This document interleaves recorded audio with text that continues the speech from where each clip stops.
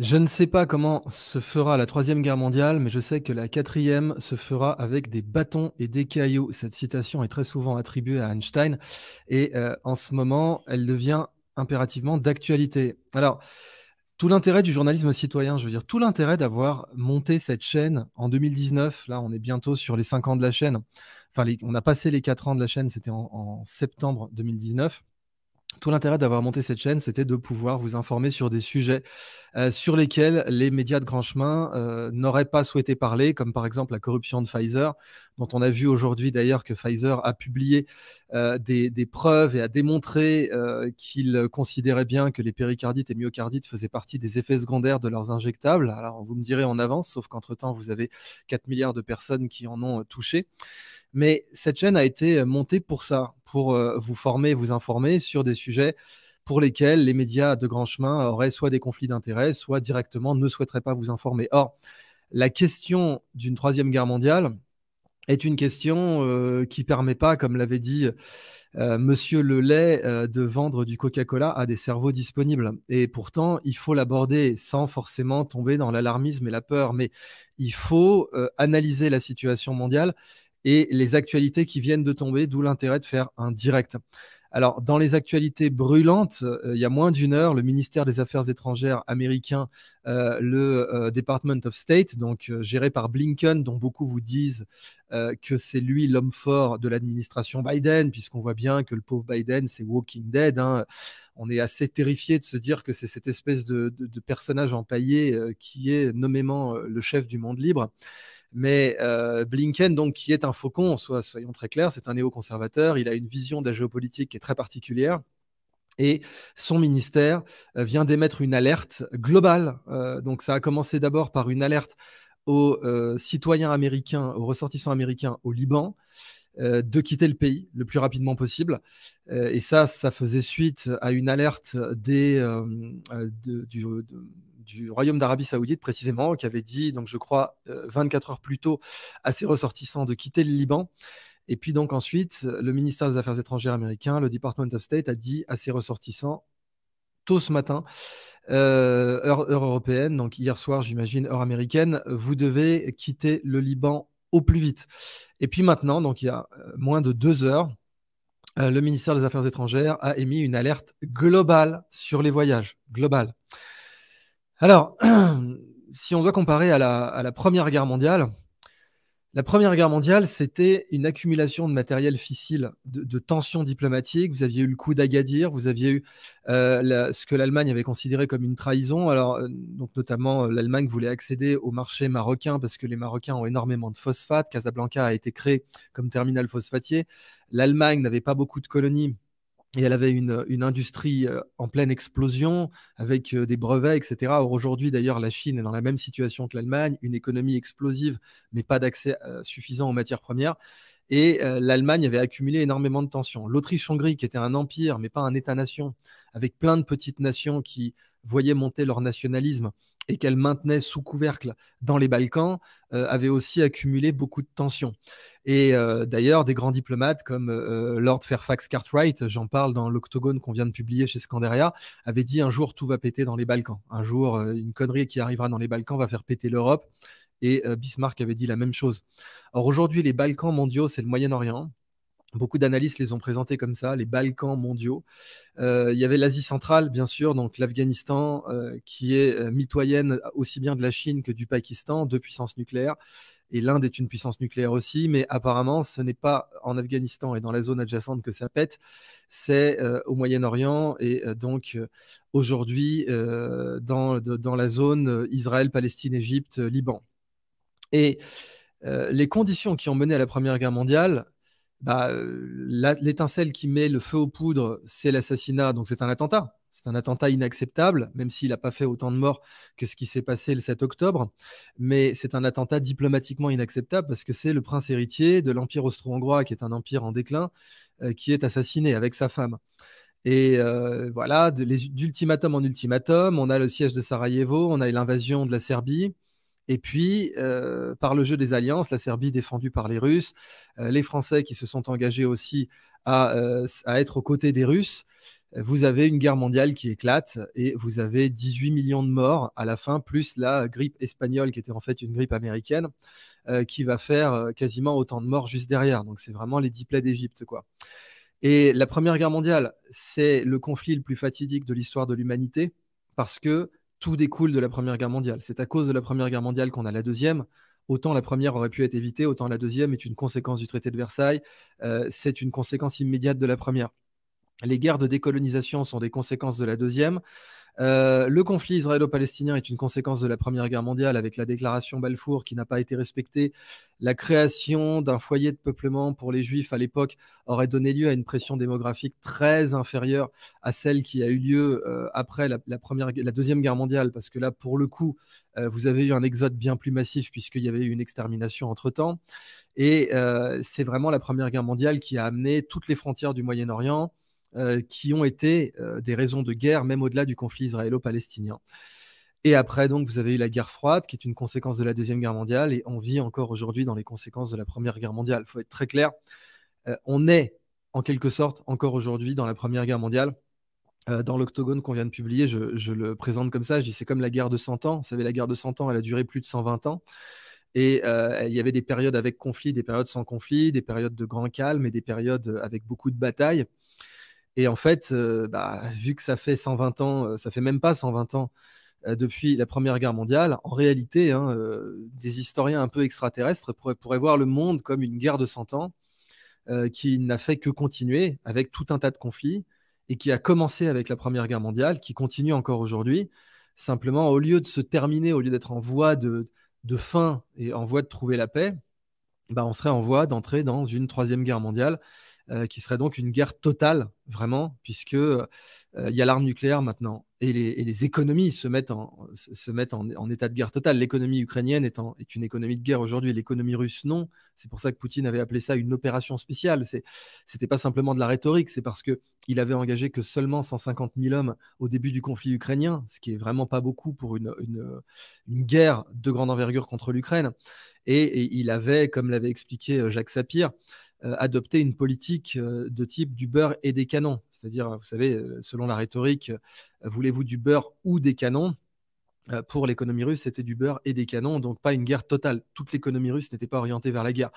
Mais l'économie ukrainienne, si, et puis l'économie américaine, on a Janet Yellen qui a dit oui, on peut se permettre deux guerres. Je ne sais pas si vous vous rendez compte, on peut se permettre deux guerres, d'accord? Vous êtes endetté à hauteur de 35 000 milliards de dollars. Et croyez-moi d'ailleurs, avec un tout petit pouillème, un dixième, même pas, un cinquième de ces 35 000 milliards de dollars de dette américaine, on fait la paix au Moyen-Orient. Hein, et il n'y a pas de problème. Hein. Si tout le monde est plein aux as, les questions des frontières, si la Cisjordanie est devenue un gigantesque paradis fiscal et que les Palestiniens roulent sur l'or et que c'est Dubaï et que Gaza est devenu Monaco, croyez-moi bien qu'il y a tout un tas de conflits qui vont être réglés. Pas tous, c'est pas aussi simple que ça évidemment, on va y revenir. Mais bon, il y a des aspects du conflit que vous ne verriez plus. Et l'économie israélienne n'est pas dans une santé non plus exceptionnelle. Et ça joue un rôle aussi dans l'attitude du gouvernement actuel vis-à-vis de la guerre de Gaza. Donc, pendant la Première Guerre mondiale, enfin les événements qui ont précipité la Première Guerre mondiale, il a fallu 28 jours entre l'assassinat de l'archiduc François Ferdinand et l'explosion du conflit. Le moment où c'est irréversible, on a eu des chefs d'État, même le Kaiser, on a attribué au Kaiser toute la responsabilité de la Première Guerre mondiale, mais en réalité, c'est en pleurs qu'il a appelé une dernière fois ses homologues. Et c'est son cousin, en l'occurrence le tsar de toutes les Russies, qui était son cousin, puisqu'ils avaient la même grand-mère, à savoir la reine Victoria. Et 28 jours seulement. Là, ça fait 12 jours. Et l'escalade est marquante. Hein. La situation après l'attentat de Sarajevo n'était pas aussi explosive, et pourtant elle a mené à la Première Guerre mondiale, que la situation qu'on voit aujourd'hui. Alors, je vous ai parlé donc du fait que le Royaume d'Arabie Saoudite a immédiatement ordonné à ses sujets, ce sont des sujets du Royaume, de quitter le Liban, que le ministère des Affaires étrangères américain a émis une alerte globale sur les voyages, globale, hein, c'est-à-dire même en Argentine, hein, c'est quand même quelque chose que vous ne mettez pas tout le temps, c'est vous mettez ça après le 11 septembre, quand il y a et vous avez une raison précise, vous dites voilà, c'est des attentats, des détournements d'avions, on ne sait pas, mais là, il n'y a pas de détournement d'avion, il y a quand même une alerte globale. Donc, quand vous lisez entre les lignes, c'est forcément un peu préoccupant. Et vous avez Vladimir Poutine qui a décidé, et c'est le sujet de cette vidéo, de se faire filmer avec la valise nucléaire, alors que les Russes appellent la Cheguette. Évidemment qu'il l'a toujours, la valise. Je veux dire, un fact-checker du dimanche, un type un peu superficiel, et Dieu sait qu'il y en a, vous dirait, bah oui, mais écoute, il a toujours la valise. Oui, mais dans la rhétorique nucléaire, les symboles sont importants. Et le fait d'avoir demandé, parce que quand vous êtes en visite officielle, en l'occurrence pour l'initiative Belt and Road, donc les nouvelles routes de la soie, quand vous êtes en visite officielle, vous pouvez totalement contrôler ce qui est filmé et ce qui ne l'est pas. Et là, Vladimir Poutine a laissé délibérément les médias chinois filmer la valise nucléaire, et d'une façon même assez théâtrale. Ça, c'est en effet de la communication nucléaire, parce que en communication nucléaire, vous ne pouvez pas dire je vais vous bombarder la tronche. Vous pouvez dire ce que Poutine avait dit en Ukraine, vous aurez des conséquences telles que vous n'en avez jamais vues. C'est déjà énorme. Mais vous ne pouvez pas dire j'ai mes armes nucléaires en état d'alerte et j'ai monté. Alors, vous savez, aux États-Unis, vous avez le niveau DEFCON. Et le niveau DEFCON, vous pouvez ou pas le publier. Certains peuvent être, pouvez passer dans un niveau DEFCON de vigilance nucléaire sans prévenir qui que ce soit. Et les Russes ne le publient pas non plus, enfin, jamais même. Alors, les Américains peuvent en parler, ça fait partie de leur rhétorique. Ils peuvent dire on est mis en DEFCON 1, 2, 3, mais pour les Russes, jamais. Donc là, c'est une façon de dire DEFCON, en fait, pour les Russes, de se faire filmer avec la valise nucléaire. C'est quand même marquant. Et à côté, vous avez le penseur écouté par les proches de Poutine, à savoir Douguine, dont les Ukrainiens ont fait assassiner la fille, comme vous le savez, pendant le conflit. Alors certes, c'est important de le signaler, c'est-à-dire qu'il est peut-être dans un état psychologique un peu apocalyptique, mais Douguine, là, il vous parle d'apocalypse nucléaire à longueur de tweet. Et il est très écouté, très suivi. C'est quelqu'un qui est écouté par beaucoup d'analystes. Donc, c'est quelque chose dont les médias devraient parler. Je veux dire, quand vous avez Douguine qui parle d'apocalypse nucléaire, quand vous avez Poutine qui se fait filmer, qui fait filmer la Cheguette en long, en large, en travers. Alors, encore une fois, la dissuasion, c'est fait pour ne pas s'en servir. Donc, le but de ce direct n'est pas de vous terrifier. C'est une bonne chose qu'il ait fait ça, puisque ça permet de ne pas s'en servir, normalement. Mais c'est une escalade, clairement, dans la dissuasion nucléaire et dans la communication nucléaire. C'est clairement une escalade de ce point de vue-là. Et donc, ensuite, Poutine a déclaré officiellement qu'il mettait en alerte permanente, ça c'est très important de ce choix de mots, qu'il mettait en alerte permanente des MiG-31. Donc, c'est parmi les avions, les intercepteurs les plus rapides. Hein. Le F-22 est capable de la même rapidité, mais le F-22 est beaucoup plus récent. Les programmes MiG, alors je crois que c'était le MiG-25 et le MiG-31, avaient des vitesses de pointe spectaculaires. Et le MiG, en l'occurrence, le MiG-31 peut aller à 3000 km/h. Donc Mach 2,5, deux fois et demi la vitesse du son. Et les MiG-31, c'est pas pour rien, donc ce sont des intercepteurs, sont capables d'emporter les vecteurs Kinjal. Et les vecteurs Kinjal, qui sont hypersoniques, qui font du Mach 9, donc à peu près du 12 000 km/h, eux sont capables d'emporter des têtes nucléaires. C'est vrai, Poutine n'en a pas parlé, mais c'est pas simplement des snipers de porte-avions, ce sont des vecteurs capables d'emporter l'arme atomique. Alors, l'arme atomique, beaucoup de théoriciens avaient essayé d'envisager l'expression d'une arme tactique. Et même en France, on avait les missiles Hades, Pluton, des armes nucléaires tactiques sur des lanceurs mobiles qui étaient censés être dirigés vers des colonnes de chars pendant la guerre froide russe qui s'approcherait de la France par la trouée de Fulda. Et ces lanceurs auraient été un dernier avertissement. C'est-à-dire, vous balancez ça sur une colonne de chars russes. Et c'est pour ça, d'ailleurs, que les chars russes de l'époque étaient capables d'évoluer en milieu radiologique, typiquement les T-64 russes, qui sont aujourd'hui des chars qu'on retrouve aussi en Ukraine, étaient capables de se verrouiller avec des filtres à air et d'avancer même dans un terrain fraîchement bombardé nucléairement. Mais ça, c'est théorique parce que un champignon nucléaire, dans tous les cas, c'est incontrôlable et vous ne pouvez pas savoir comment l'adversaire va réagir. Donc, beaucoup de théoriciens avaient dit voilà, on a des armes nucléaires tactiques. D'ailleurs, les Américains avait fait le Cricket, je crois que ça s'appelait le Cricket. Donc c'était un mortier nucléaire, c'est un truc de malade, hein. Vous aviez un mortier qui tirait une petite ogive nucléaire de quelques, peut-être un kilotonne ou 2 kilotonnes, et vous voyez un champignon atomique au loin. Mais bon, il y a le symbole, c'est-à-dire dans l'ère de l'information, les réseaux sociaux, vous avez l'information, une arme nucléaire a été employée, quoi qu'il arrive. Donc même si certains théoriciens s'étaient dit, on pourrait employer par exemple des bombes à neutrons, la question s'était posée, avait été envisagée dans la guerre de Tchétchénie, par exemple, en se disant, voilà, on tue tous les habitants de Grozny. Bon, les politiques russes n'auraient jamais fait ça, hein, mais vous aviez quelques prospectivistes qui avaient envisagé cette idée. Bah, ça reste, bon, outre le fait que c'est un crime de guerre massif, ça reste un point de non-retour. Vous avez utilisé une arme atomique. Et dans ce cas-là, bah, vous avez ce qu'on appelle un shooting war, quoi, c'est-à-dire boum boum, il y a des échanges. On parle des fameux méga morts. Si vous avez vu le film Docteur Folamour, qui essaie de donner un certain humour à tout ça, un humour noir pour un peu arriver à respirer dans cette. Parce que vous avez aussi Wargame d'Altman, qui est beaucoup plus grave pour ça. Mais dans Docteur Folamour, d'ailleurs, pour l'anecdote, Kubrick avait demandé à George C. Scott, un acteur immense qui a refusé l'Oscar, de surjouer, ce qu'il avait dit à George C. Scott. En fait, tu es là que pour donner, pour montrer comment jouer, on prendra un autre acteur. Donc, il lui avait demandé de jouer excessivement. Et George C. Scott voulait pas qu'on publie sa prestation parce qu'il considérait qu'il jouait trop, qu'il surjouait. Mais en fait, Kubrick avait demandé à George C. Scott de surjouer justement pour faire ce qu'on appelle un comic relief, parce que quand on parle de guerre nucléaire, rapidement, on est dans un état de dépression grave. Et d'ailleurs, si on veut aborder déjà le côté eschatologique, dans l'eschatologie musulmane, un des signes de l'heure, de la fin des temps, c'est que les vivants environt les morts, que les vivants regarderont les tombes et diront je préférerais être dans la tombe. C'est un des signes dans les hadiths de l'heure chez les musulmans. Et c'est une phrase que vous retrouvez dans Kubrick, que vous retrouvez dans Docteur Folamour, où le président des États-Unis, dans Kubrick, dit mais enfin, est-ce que vous ne pensez pas que les survivants environt les morts? Donc il fallait faire un comic relief.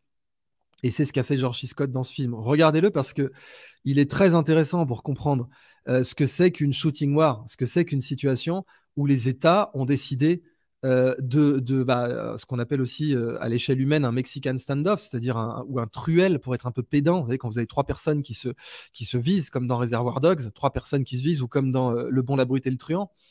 Et là, vous avez un Mexican standoff à plusieurs, avec un jeu des alliances qui inclut plusieurs pays nucléaires, parce que rien que quand la Russie montre la chéguette, la valise nucléaire, instantanément, les Chinois se mettent en alerte nucléaire aussi.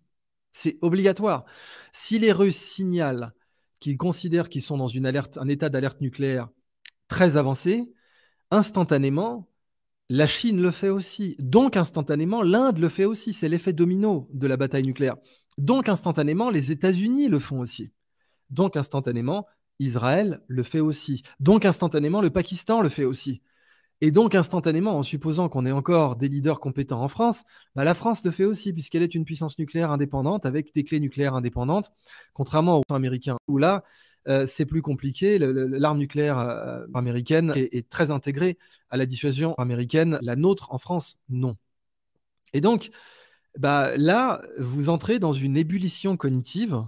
C'est le premier risque nucléaire, c'est quand vous avez beaucoup de gens sur Terre qui pensent à ça. C'est le premier point dangereux. Parce que comme l'expliquait Martin Luther King et comme l'explique même la charte de l'UNESCO, qui dit, la charte de l'UNESCO commence en disant nous reconnaissons que les guerres prenant naissance dans l'esprit des hommes, c'est dans l'esprit des hommes que doivent s'ériger les barrières de la paix. Eh bien, c'est exact que c'est dans l'esprit des hommes que les guerres naissent.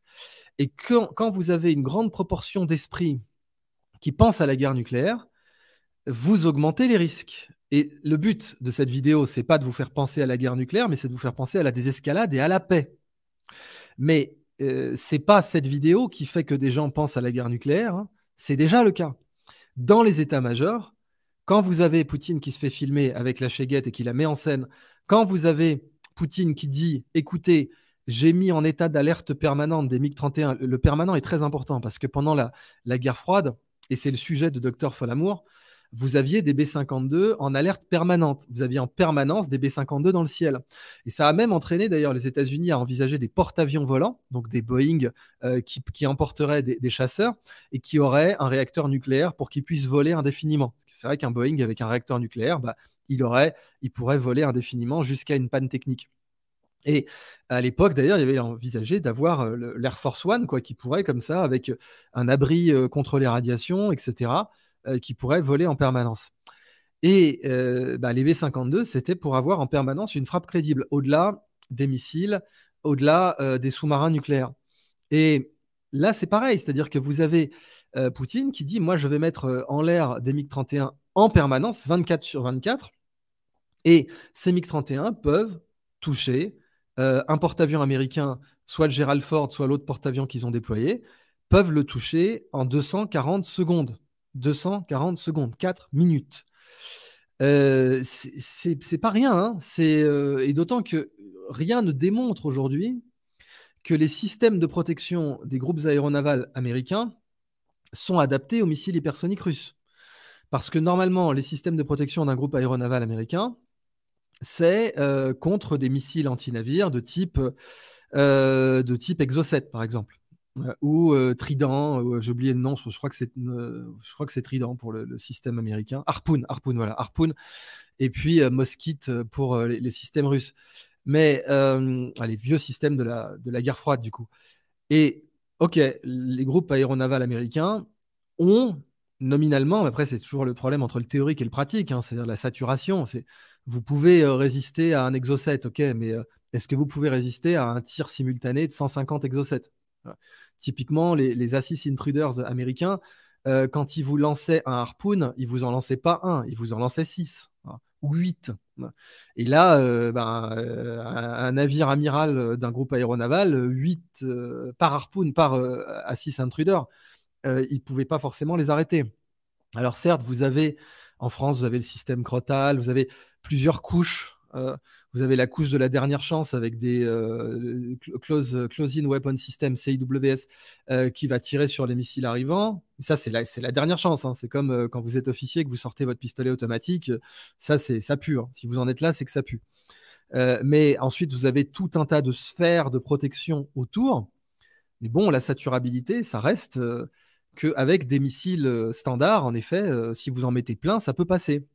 Et typiquement, c'est ce qui a été démontré par la flotte russe, puisque dans le même temps où certains analystes vous disent non, mais vous inquiétez pas, le groupe aéronaval américain, il craint rien, ça risque pas d'arriver, dans le même temps, vous avez les Russes qui ont dégagé leur flotte de la Crimée quand même, hein, parce qu'ils ne pouvaient pas garantir la protection de leur flotte, même avec tous les systèmes qu'ils avaient, avec toutes les couches, que ça soit donc les S-400 et puis les systèmes plus proches et les systèmes de dernier recours avec des projectiles, quoi, pas des missiles, des projectiles balistiques, ils ne pouvaient pas garantir la sécurité de leur flotte. Donc si les Russes peuvent pas, alors que maintenant ils sont réputés, même par l'OTAN, avoir la meilleure défense antiaérienne au monde, je ne vois pas comment les Américains pourraient faire face à un tir de saturation de missiles classiques. Mais là, on parle de missiles hypersoniques qui n'ont été employés dans aucune guerre, sauf la guerre d'Ukraine, où ils ont détruit des systèmes patriotes qui, d'ailleurs, n'ont pas pu les arrêter. Enfin, c'est quand même frappant. Les systèmes patriotes, qui sont ce que les États-Unis ont de mieux en termes de défense antiaérienne, c'est l'équivalent des S-400 pour les Russes, même si les S-400 sont plus récents et donc plus performants parce qu'ils ont aussi vu davantage de guerres. Mais les patriotes américains ont été frappés et détruits par des Kinjal. Donc, même peut-être sur un coup de bol, un patriote a pu en arrêter un ou deux. Mais bon, dans tous les cas, dans une shooting war classique, puis le système patriote coûte beaucoup plus cher qu'un Kinjal, hein. Donc, dans tous les cas, et pareil, un Kinjal coûte beaucoup moins cher qu'un porte-avions, qui lui coûte 5 milliards de dollars, hein, équipé 12 milliards. Donc, et rien que ça, bon, on vous ment si on vous dit que les systèmes aéronavals, les groupes aéronavals américains ne craignent pas les missiles hypersoniques russes, on vous ment. Ils les craignent. Simplement, bon, c'est un acte de guerre. C'est un acte de guerre. Un porte-avions américain, ça bat le pavillon américain, c'est du territoire américain, c'est un acte de guerre. C'est comme si les Russes avaient tiré sur le territoire américain. C'est comme s'ils avaient tiré sur une base en Virginie ou en Caroline du Nord. Donc bon, à partir de là, c'est la guerre. Donc on est encore dans la phase de dissuasion. Mais n'empêche que voilà, les phénomènes de dissuasion se rapprochent. deviennent de plus en plus précis, parce que dire, alors je dois loyalement vous rapporter que Poutine a dit ce n'est pas une menace, mais bon, dans la rhétorique de la dissuasion, ce n'est pas une menace, qu'est-ce que ça veut dire? Et puis bon, je mets des MiG-31 qui font du 3000 km/h et des missiles qui font du 12 000, donc ça fait bien du 15 000, hein, parce que le missile, il part avec une vélocité initiale de 3000, et ensuite son réacteur lui permet d'atteindre les 12 000. Donc, c'est pas anodin du tout de faire ce genre de déclaration. Et à côté, vous avez les Iraniens qui sont équipés en missiles hypersoniques. Alors, ils ont un modèle de missile hypersonique qui s'appelle le Fatah, qui est un nom divin dans l'islam. C'est un des noms de Dieu, c'est-à-dire celui qui apporte la victoire. Et ils les ont placardés. Les Iraniens ont mis des affiches en mettant le Fatah 400 secondes de Tel Aviv. Et 400 écrit comme dans 24 heures chrono, vous voyez, en mode digital, là, 400. Donc ça aussi, c'est une escalade. Et évidemment que les services israéliens sont au courant. Ils sont au courant même depuis que les Iraniens fabriquent ces missiles avec l'aide des Russes. Douguin a signalé que l'Iran était un allié très important des Russes. Poutine a été resté beaucoup plus réservé en tant que chef d'État. Mais Douguin, lui, il peut se lâcher. Et encore une fois, la perte tragique de sa fille depuis 2 ans, je crois, ou 1 an et demi, joue forcément aussi, hein, dans son état, disons, général, quoi. Il broie du noir. Donc forcément, vous êtes plus apocalyptique quand vous broyez du noir, même si c'est un type qui sait être froid. Mais c'est un point important parce que l'Iran, maintenant, les Russes ont tout fait au début pour essayer de rester un peu neutre, parce que vous avez 1,5 million Israéliens qui parlent russe, qui doivent tous être plus ou moins binationaux. C'est très compliqué pour la Russie de se positionner dans ce conflit, mais ils sont obligés, parce que vous avez l'Iran et vous avez d'autres alliés comme la Chine, la Chine a appelé à la création d'un État palestinien. Le Likoud, évidemment, ne le veut surtout pas. Maintenant, c'est que ces débats n'ont pas beaucoup eu lieu à la Knesset. Mais aujourd'hui, la situation, d'ailleurs même d'un point de vue diplomatique, et c'est pour ça que même en pleine guerre, vous avez des généraux qui critiquent Netanyahou, des généraux israéliens, parce que d'une situation qui n'amenait aucune menace existentielle pour Israël, c'est-à-dire c'était un attentat horrible, mais il n'y avait pas de menace existentielle, il n'y avait pas de situation où le Hamas pouvait parader à Tel Aviv et à Jérusalem, alors que des guerres existentielles, Israël en a connu, comme 67, comme la guerre du Kippour, qui étaient des guerres existentielles. D'ailleurs, tellement existentielles que Golda Meir, pendant la guerre du Kippour, a fait savoir à Sadat en Égypte qu'ils avaient l'arme atomique, qu'ils l'avaient mise au point avec l'Afrique du Sud. D'ailleurs, ils avaient fait un test conjoint à la pointe de l'Afrique du Sud, en pleine mer. Et Golda Meir a prévenu, voilà, bon, soit vous évacuez le Sinaï, on arrête les conneries, soit je vitrifie tout. Et pourtant, Golda Meir, alors, elle passait pour la dame de fer, mais Golda Meir, à côté de Netanyahou, c'est un enfant de cœur. Il faut quand même bien revoir ça en perspective.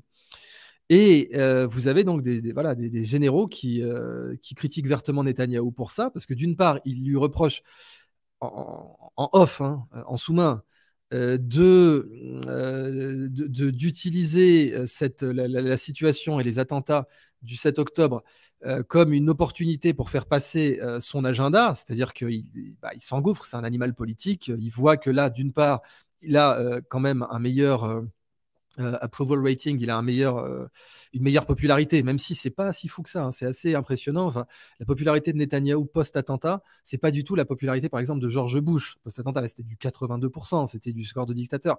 La popularité de Netanyahou post-attentat, c'est pas du tout ça, hein, pas du tout, parce qu'il lui est reproché en toile de fond avant les attentats de vouloir quasiment faire un coup d'État constitutionnel. Il n'y a pas de constitution en Israël, mais de changer les pouvoirs de la Cour suprême et du système judiciaire israélien.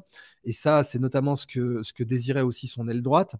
Et certains donc, lui reprochaient d'utiliser les menaces de sécurité qui planent sur Israël comme une sorte de 49.3. Il n'y a pas d'équivalent de 49.3 dans les lois fondamentales israéliennes, mais vous avez un contexte qui peut permettre de 49.3iser un agenda politique. C'est ce que Haaretz avait reproché à Netanyahou à l'époque de l'opération Plan Durci, même si ensuite ça a été Ehud Olmert, qui est d'ailleurs un de ses pires ennemis en politique intérieure, Et pourquoi je vous parle de tout ça?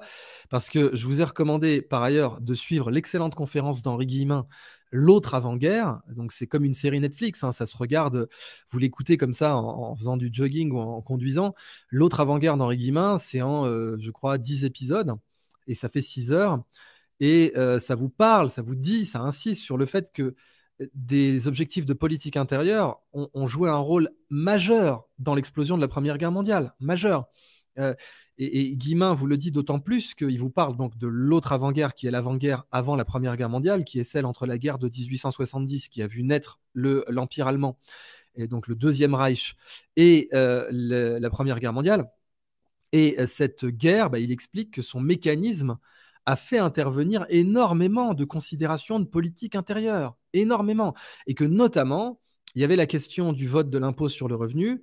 Guillemin étant un historien de gauche, il y attribue beaucoup d'importance, mais il a des arguments très sérieux pour cela.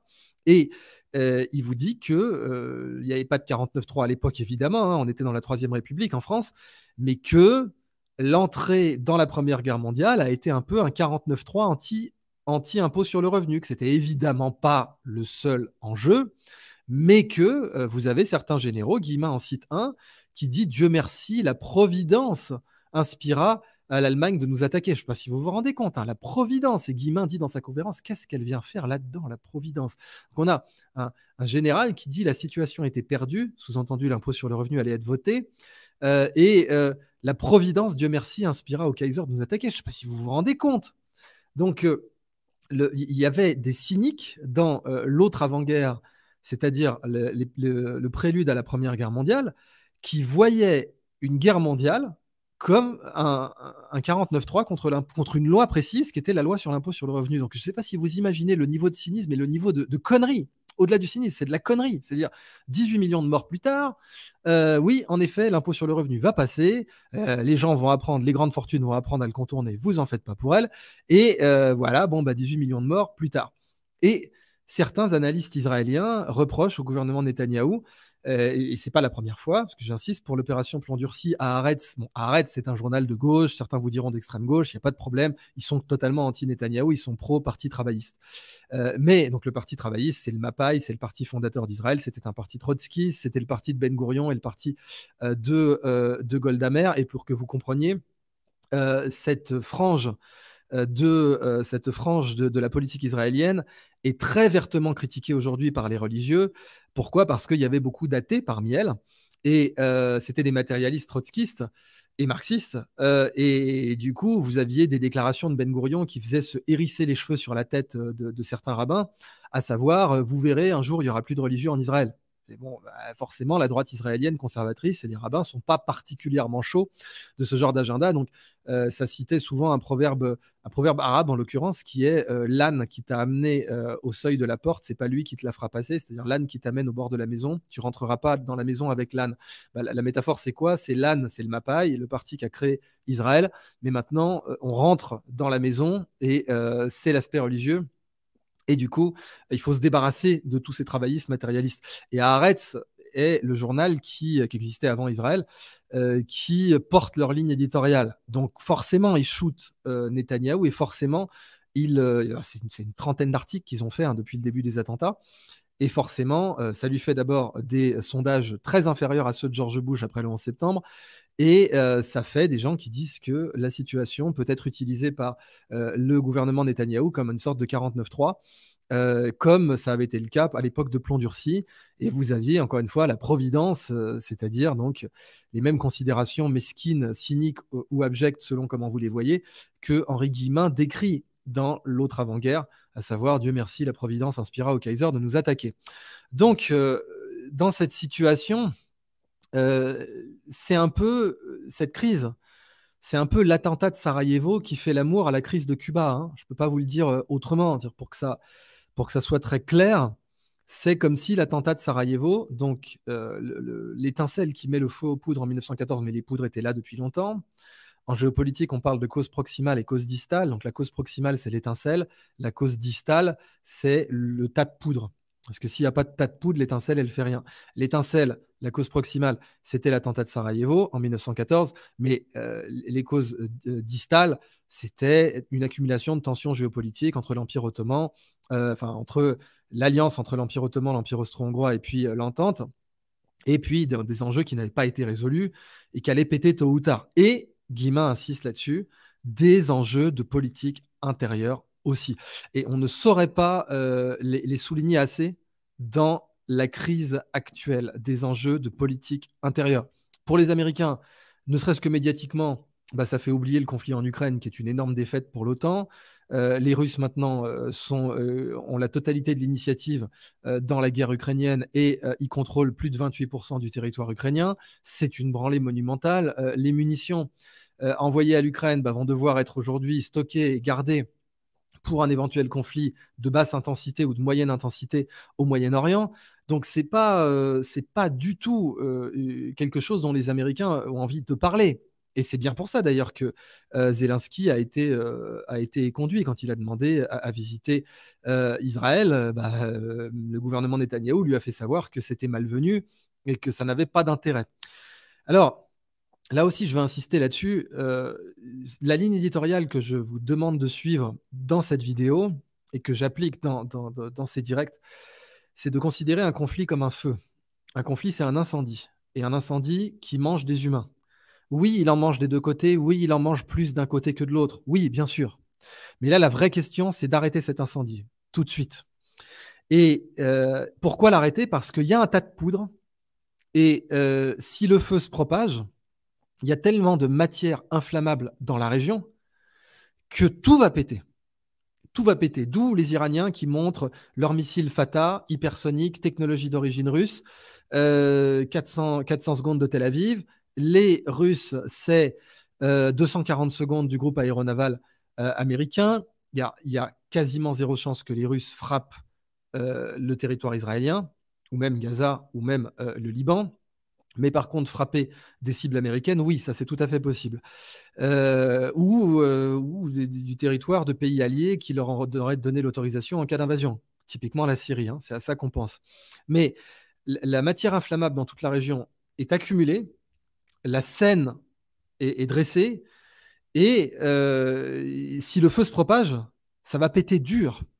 Aujourd'hui, on est à 60 morts par heure. Et le dernier massacre le démontre.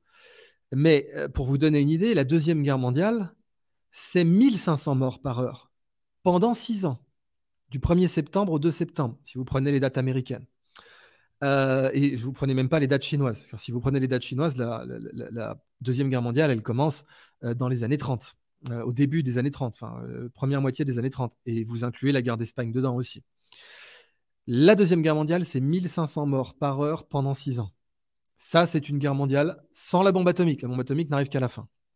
Et des bombardements incendiaires comme celui de Tokyo ont fait plus de morts que Hiroshima ou Nagasaki avec des armes conventionnelles. Et le bombardement de Dresde aussi. Donc, un feu qui crame dur, vous savez, c'est comme les feux de tourbière. Que les tourbières, elles ont beaucoup de matière inflammable. Si le feu prend, un feu de tourbière, ça peut durer des siècles. Vous avez, je crois, ça s'appelle la porte de l'enfer ou l'œil de l'enfer. C'est au Moyen-Orient, je ne sais pas, je crois que c'est en Irak ou au Kazakhstan, je ne sais plus. Je vous laisserai vérifier. C'est un grand trou où il y avait du gaz. Un abruti a mis le feu. Ça crame encore aujourd'hui parce que vous avez une poche de gaz. Donc, c'est ça une guerre. Et la guerre, la Deuxième Guerre mondiale, s'est arrêtée jusqu'à ce qu'il n'y ait plus de matière fissile côté combattant. Parce que c'est victoire inconditionnelle.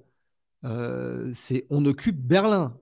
Hitler se tire une balle dans la tête. Enfin, c'est comme ça qu'on arrête la Deuxième Guerre mondiale, qui est bien pire que la première pour cette raison. La première, les Allemands, dès qu'ils voient qu'ils n'ont plus l'initiative sur le front de l'Ouest et que le rapport de force n'est plus en leur faveur, ils signent la paix. Ils n'attendent pas que les Alliés passent la frontière. Mais la Deuxième Guerre mondiale, la paix, elle est signée que quand Hitler s'est tiré une balle dans la tête et que Berlin est occupé. Et côté japonais, elle est signée que quand deux villes civiles, des villes, pas des villes, des usines militaires, etc., comme en Union soviétique, deux villes bourrées de civils ont été rayées de la carte. Donc, si le feu prend dans la région, ça peut péter vite. C'est comme AZF, si vous voulez, en 2001. une énorme explosion parce que vous avez une usine qui contient plein de matière inflammable. Alors la matière inflammable aujourd'hui, elle est présente. Et mon job, c'est de vous le rapporter loyalement et de vous dire, voilà, la matière inflammable, c'est Poutine qui signale une communication nucléaire digne de la guerre froide. C'est Poutine qui déclare officiellement qu'il a mis des vecteurs nucléaires en alerte. Il ne dit pas nucléaire, mais c'est des Kinjal. Ils peuvent emporter des têtes nucléaires. Bien sûr, si les Russes attaquent, ce sera avec des vecteurs beaucoup plus puissants. S'il y a une guerre nucléaire, les Russes utiliseront des vecteurs beaucoup plus puissants. Leurs planeurs nucléaires qui, eux, font pas du Mach 9 comme les Kinjal, mais là, on parle plutôt de Mach 20 ou plus. Et les Russes sont en train de mettre au point même des vecteurs qui embarqueraient un mini-réacteur nucléaire et qui pourraient donc tourner dans le ciel indéfiniment pendant des années. Virtuellement, quand vous embarquez un réacteur nucléaire, sauf panne technique, vous pouvez tourner des années dans le ciel. Donc vous auriez des armes russes plus tard qui pourraient rester dans le ciel des années et qui porteraient des têtes nucléaires MIRV, donc Multiple Reentry Vehicle, plusieurs têtes nucléaires, dont la trajectoire sera aussi impossible à prédire puisque ce sont des planeurs hypersoniques. Donc aujourd'hui, les Russes, s'ils attaquent nucléairement, ils peuvent rayer l'hémisphère nord de la carte. Dans l'hémisphère sud, il n'y a pas de puissance nucléaire. Bon, donc c'est l'avantage. Hein. Il y a un hémisphère qui est plus joyeux que l'autre. Et dans l'hémisphère nord, il y a toutes les puissances nucléaires. Dans l'hémisphère sud, il n'y a pas de puissance nucléaire. Il y avait l'Afrique du Sud qui avait fait un essai nucléaire avec Israël, mais l'Afrique du Sud n'a plus l'arme nucléaire. Elle a renoncé à son arme nucléaire, elle n'en avait plus besoin. Donc, bon, les Russes ont de quoi rayer de la carte, vitrifier l'hémisphère nord. Ouais, ça, ils peuvent. Et les Américains répliqueraient de toute façon.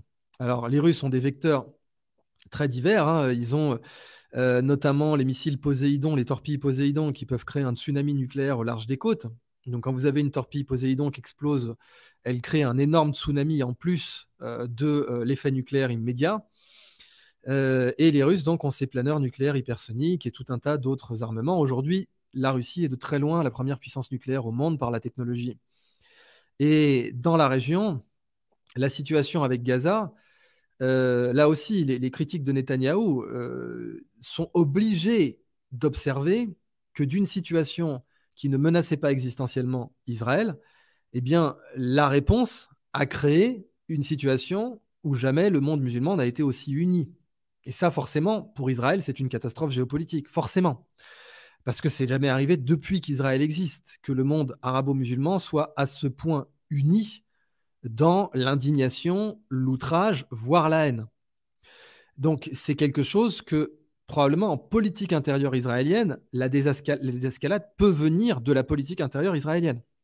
Elle peut venir, parce qu'au-delà du fait que oui, le commandant en chef va réunir une certaine cohésion autour de lui en situation de guerre et en situation d'outrage national, à un moment donné, des analystes qui ont la tête froide et qui sont spécialistes en théorie des jeux vont dire, bon, on a eu des milliers de morts dans des conditions atroces d'un côté, mais pas de risque que notre État soit effondré et détruit. Et aujourd'hui, la situation est qu'il y a un risque. Nous avons nos ennemis qui sont complètement unifiés dans l'outrage. Ce qui signifie que même en admettant, heureusement, qu'il n'y ait pas une explosion nucléaire, un incendie global maintenant, eh bien, les pays arabo-musulmans vont lancer une course aux armements nucléaires. Alors, on peut parler déjà du cas iranien. Les Iraniens sont en train de s'armer nucléairement et les Israéliens ont essayé de ralentir leur programme nucléaire en faisant des assassinats ciblés. Ce qui est, au-delà de toute considération morale, la bonne chose à faire, ce qui aurait été la bonne chose à faire par rapport aux attentats du 7 octobre. Des assassinats ciblés, médiatisés à outrance. Voilà, Israël montre, le Mossad montre ce dont il est capable, mais au moins ça a l'avantage de ne pas provoquer d'embrasement global. Et oui, c'est cynique, mais c'est réel. C'est-à-dire, un des intérêts des services secrets dans ce qu'en France, des services spéciaux, dans ce qu'en France on appelle les opérations homo, donc homicide, c'est que ça vous évite de faire péter tout un pays. Et dans le cas israélien, c'était ça la bonne approche. C'est-à-dire, bon, on va cibler les chefs du Hamas, parce que sur une question rhétorique, la guerre contre le Hamas, mais qu'est-ce que ça veut dire ça? Les Américains ont déjà fait la guerre contre un parti politique. Ça n'a pas marché. Prenez le cas afghan, qui est tout à fait comparable d'un point de vue rhétorique, géopolitique. Heureusement pas du point de vue des moyens employés. Mais le cas afghan, je rappelle que le but était de détruire les talibans. 2000 milliards de dollars plus tard, des centaines de milliers de morts, dont une grande partie en Occident, mais beaucoup en Afghanistan, et des centaines de milliers de déplacés. 2000 milliards hors intérêt, avec les intérêts, ça va coûter beaucoup plus. Qu'est-ce qui s'est passé? Les États-Unis ont remplacé les talibans par les talibans. C'est ça la situation. Faire la guerre aux talibans. Mais les talibans, c'est une idéologie. C'est une idéologie. Dans un pays jeune et désespéré. Quand vous faites la guerre à une idéologie dans un pays jeune et désespéré, ça ne donne pas le résultat escompté. L'état final recherché ne sera jamais atteint. L'état final recherché, soi-disant, Snowden et Assange ont dit que la guerre d'Afghanistan avait été faite pour ne jamais être gagnée et que le but était de créer un état de guerre permanent. Ça a très bien marché, ça a duré 20 ans. Et ça a été un détournement d'argent public colossal, puisque vous avez de l'argent qui est passé des mains du Trésor public américain dans les mains d'acteurs de l'armement privé. 2000 milliards tout de même. Eh bien, l'état final recherché, rhétoriquement, médiatiquement, pour l'Afghanistan, c'était l'élimination des talibans. Je vous laisse en 2023, bientôt 2024, admirer le résultat. Les talibans n'ont jamais été aussi puissants. Aujourd'hui, ils sont reconnus par la Chine et ils font des deals avec la Chine pour la Belt and Road Initiative. Et ils n'ont jamais été aussi légitimes puisqu'ils ont botté le cul des Américains. Donc, une opération, si vous faites le parallèle afghan à Gaza et que vous envisagez une opération totale à Gaza pour, nominalement, rhétoriquement, détruire le Hamas. Le Hamas, c'est devenu une idéologie. Et puis, c'est partout. C'est-à-dire Khaled Meshal, que le Mossad a déjà essayé d'assassiner, eh bien, il est au Qatar. Et dans tous les cas, Gaza, c'est 66% de moins de 24 ans qui vont considérer le Hamas comme encore plus légitime après l'entrée dans Gaza. Donc, ce n'est pas quelque chose qui peut être gagné. La guerre a une idéologie pour battre le Hamas. Il faut créer un parti politique concurrent, il faut le soutenir, il faut le rendre légitime. C'était ce que pouvait faire l'OLP, qui avait renoncé à la violence et qui reconnaissait l'État d'Israël, ce qui n'est pas le cas du Hamas. Mais il se trouve qu'une certaine droite israélienne ne voulait surtout pas avoir l'OLP comme interlocuteur. Et là aussi, encore une fois, ce n'est pas moi qui le dis, c'est le Jérusalem Post et c'est Haaretz. Et ce sont des analystes politiques en Israël qui disent, au bout d'un moment, la raison pour laquelle Yossi Cohen, le patron du Mossad, s'était rendu au Qatar pour demander au Qatar de continuer à financer le Hamas, et c'est Haaretz, mais aussi le New York Times et le Jerusalem Post qui ont publié cette information, et c'était en 2020, c'est parce que Netanyahou considérait que c'était très dangereux d'avoir l'OLP comme interlocuteur, puisque l'OLP était un interlocuteur politique crédible, alors que le Hamas, politiquement, ils sont fêlés, les mecs. Donc bon, il n'y a pas de discussion possible avec eux. Mais détruire le Hamas, de façon effective, c'est pas occuper Gaza. Comme occuper l'Afghanistan n'a pas détruit les talibans. Bien au contraire. Vous me direz, oui, mais l'Afghanistan, c'est de la montagne, il y a moyen de se cacher, etc. C'est beaucoup plus grand. Gaza, c'est tout petit, 365 km². Donc, ce n'est pas comparable. C'est à peu près la taille de Grozny, d'ailleurs, on va y revenir, parce que la guerre de Tchétchénie aura beaucoup à nous dire sur l'entrée dans Gaza. Mais oui, ok, sauf que l'armée israélienne, c'est pas l'armée américaine, et c'est pas la coalition qui a attaqué l'Afghanistan. Donc dans les deux cas, et puis surtout les talibans, ils n'avaient pas pignon sur rue partout dans tout un tas d'autres pays musulmans. Le Hamas, il est dans tout un tas de pays musulmans. Donc dans tous les cas, c'est une nébuleuse. Ça, c'est le premier point. Maintenant, donc si on veut considérer les risques nucléaires, je vous ai parlé du volcanisme ou du bouillonnement cognitif. Donc un premier risque, c'est simplement le fait que des gens pensent à la guerre nucléaire. Alors, pas vous et moi. Vous et moi, c'est bien qu'on y pense si on y pense pour parler tous les jours entre nous, dans le monde, de désescalade et d'éteindre le conflit. Comment éteindre le conflit? Voyez une guerre comme un incendie qui mange des humains. Cette guerre en mange des deux côtés. Oui, elle en mange plus d'un côté que de l'autre, mais il faut l'éteindre, dans tous les cas. Puisqu'elle mange des humains, tous les jours, elle va manger des humains, elle va continuer à en manger, elle va manger des enfants, elle va manger des mères de famille. C'est une guerre, c'est un feu, et un feu, ça brûle pas des bûches, ça brûle des humains. Ça brûle des humains. Et tous les jours, vous avez des humains qui sont jetés dans ce feu. Et pendant la Deuxième Guerre mondiale, tous les jours, vous aviez un sacrifice humain de 1500 personnes. Pardon, toutes les heures. Même moi, c'est des chiffres qu'on n'arrive même pas. Toutes les heures, vous aviez un gigantesque four infernal dans lequel étaient jetés, vous savez, dans la condition humaine de Malraux, ça vous parle, dans la guerre civile chinoise, du fait que des prisonniers sont jetés dans les chaudières des trains vivants. Là, c'est 1500 morts par heure pendant la Deuxième Guerre mondiale qui étaient jetés dans un feu infernal, dans tous les camps, et une majorité de civils. Dans le cas soviétique, vous savez qu'il y a eu plus de morts civiles que de morts militaires. Et les morts militaires étaient des civils à qui on avait filé un Mosin Nagant et qui n'avaient pas d'entraînement. Donc même les morts militaires, c'était aux 2 tiers des civils, qui avaient juste un fusil, quoi. Donc, posez-vous uniquement la question d'arrêter ce conflit. Et d'arrêter ce feu, de l'éteindre. Qu'est-ce qui peut l'éteindre? Quelle parole, quel contact, quelle prise de conscience dans tous les camps peut éteindre ce conflit? Parce que c'est ça la question. Il faut l'éteindre avant qu'il ne touche des réserves de poudre qui vont faire péter le Moyen-Orient et le monde. Parce que le jeu des alliances est beaucoup plus grave aujourd'hui que pendant la Première Guerre mondiale. Donc j'insiste, ce conflit, c'est l'attentat de Sarajevo qui fait l'amour à la crise de Cuba. Il y a les armes nucléaires qui sont pointées. Et dans la crise de Cuba, vous n'aviez pas les Chinois qui étaient impliqués. Là, les Chinois sont impliqués. Là, les Indiens sont impliqués. L'Inde, il y a une shooting war, un effet domino. L'Inde a soutenu complètement Israël, ce qui est logique. Narendra Modi est un faucon vis-à-vis de la population musulmane indienne.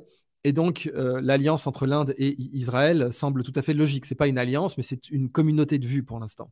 Et donc, du coup, logiquement, le Pakistan à l'arme nucléaire, justement en réponse à l'Inde. Et lui, c'est un pays à majorité musulmane, il est un soutien de la cause palestinienne. Et encore une fois, c'est une puissance nucléaire. Aujourd'hui, le Pakistan est contrôlé par des généraux qui sont, pour simplifier, dans les mains de la CIA, en particulier depuis que l'ancien Premier ministre a été dégagé par un coup juridique orchestré par la CIA, mais cependant, j'aurais préféré qu'il soit là parce que c'était quand même un type beaucoup plus modéré, mais cependant, au bout d'un moment, les allégeances religieuses peuvent prendre le dessus sur ce que la CIA vous dit de faire ou de ne pas faire. Et puis une bombe atomique, ça s'envoie très vite, surtout avec des vecteurs hypersoniques. Le Pakistan n'en a pas aujourd'hui, mais bon. Donc, le premier risque, c'est le volcanisme cognitif. Beaucoup de gens me disent, oui, mais bon, les chefs d'État sont rationnels, ils ne vont pas faire péter la planète. Alors bon, déjà, c'est ne pas prendre en compte l'eschatologie, c'est-à-dire que de part et d'autre, on a des considérations de fin du monde qui ont été évoquées même par Dugin. Vous avez le hadith des drapeaux côté musulman, la bannière noire du Khorasan. Alors, j'ai vu des fact-checkers très superficiels quand il a été signalé que les Iraniens ont érigé des drapeaux noirs sur notamment des tombeaux et des mosquées. Et donc, oui, certains fact-checkers très superficiels ont dit non, mais c'est un signe de deuil. Ok, mais vous oubliez de citer que oui, c'est un signe de deuil, c'est une pratique chiite d'ériger des drapeaux noirs, pas de problème, mais la mise en scène, la fréquence et la quantité qui ont été érigées dernièrement ne pouvaient pas ne pas évoquer le hadith des bannières noires, bon, qui est un hadith considérant la fin du monde, l'heure. Alors oui, après, on peut toujours dire non, non, c'est juste un deuil, c'est du déni plausible, il n'y a pas de problème. Mais bon, même Dugin a souligné, quand même, ça ne peut qu'évoquer le hadith des bannières noires. Côté eschatologie juive, vous avez donc Zacharie 13.8 qui dit, bon voilà, dans le monde, le pays, the land, mais c'est le monde, hein, il y aura 2 tiers de gens qui vont mourir quoi, à la fin des temps. Bon, vous avez des gens qui ont ça dans la tête. Et même si vous prenez les dirigeants, ceux qui ont le doigt sur le bouton nucléaire, le volcanisme cognitif, c'est qu'il y en a de plus en plus qui y pensent. Et quand vous avez Poutine qui monte la chaguette, ça fait de plus en plus de gens qui y pensent. Et puis après, vous avez les erreurs. Oui, plus d'alerte égale plus d'erreurs possibles. Par exemple, dans les années 90, Boris Yeltsin, qui en plus, comme on le sait, était un poivreau notoire, était alcoolisé. Ça rappelle d'ailleurs Dr Folamour, parce que dans Dr Folamour, le Premier ministre soviétique est complètement torché quand il reçoit l'alerte nucléaire. Eh bien, Yeltsin était torché du matin au soir, tout le monde le savait. Et dans les années 90, il a failli envoyer une riposte nucléaire russe parce qu'il y avait une fusée qui allait étudier les rayonnements solaires dans la haute atmosphère et qui avait été tirée de la Norvège. Voilà. Bon, il a vu un missile partir, il s'est dit, c'est bon, ils avaient prévenu les Russes, mais avec une erreur humaine, avec l'état de l'Union soviétique, l'état de la Russie dans les années 90, même en étant prévenu, ça s'est pas remonté jusqu'aux personnes. Et on est passé à 2 doigts d'une attaque nucléaire. Vous avez dans la crise de Cuba le cas de Vassili Arkhipov, Vassili Arkhipov, c'était donc un officier de sous-marin nucléaire soviétique, et il a refusé d'envoyer une torpille nucléaire alors qu'ils étaient en silence radio. Ils ne pouvaient pas avoir de communication avec Moscou dans la crise des missiles de Cuba. Et le reste des officiers étaient prêts à envoyer une torpille nucléaire. Ça aurait déclenché une guerre nucléaire mondiale. C'est lui qui a refusé. Et alors, Arkhipov, c'est encore plus un truc de dingue, parce que même si vous êtes un peu kabbalisto-mystique, c'est un type qui s'était pris une radiation nucléaire et qui a été sauvé. C'est-à-dire ses collègues sont morts dans un accident nucléaire, un accident de réacteur dans un sous-marin, et lui a survécu. Vous avez un côté doigt de Dieu sur Arkhipov. Enfin, il avait un destin de toute évidence à jouer, ou un ange gardien, quoi, un peu comme Pierre Jovanovic, qui est le grand spécialiste de ces questions sur les anges gardiens. Même François Mitterrand lisait son livre Enquête sur l'existence des anges gardiens. Vous avez vous savez, en Orient, vous avez Gita Malaz qui avait beaucoup écrit là-dessus, et Mitterrand a lu son bouquin sur l'existence des anges gardiens, et Jovanovic, même lui-même, pendant les émeutes avec vous savez, les émeutes, les fameux Coréens sur les toits, là, il y a un type qui l'a braqué, qui allait tirer, et le flingue lui a explosé à la tronche. C'est quand même, vous vous dites, là, pareil, il y a eu une intervention. Que vous y croyez ou pas, dites-vous qu'il y a des gens qui y croient et que ça peut jouer un rôle dans leur décision, qui peut être un rôle positif aussi. Donc voilà, alors ce qui peut arrêter ce genre de shooting nucléaire, c'est les espions, c'est le renseignement, mais il faut savoir que le renseignement est politisé. Le renseignement est hautement politisé. Vous avez des espions des agents de renseignement, des officiers de renseignement qui peuvent vous donner une information sur les intentions, parce que un des jobs du renseignement, c'est de connaître les intentions de l'adversaire, en particulier pour les deep undercover, les illégaux, les agents russes. Bon, tout le monde a les illégaux, hein, mais les illégaux, donc les illégaux pour les Israéliens sont appelés les Sayanim, et les illégaux pour les Russes, donc on les appelle en général juste les illégaux.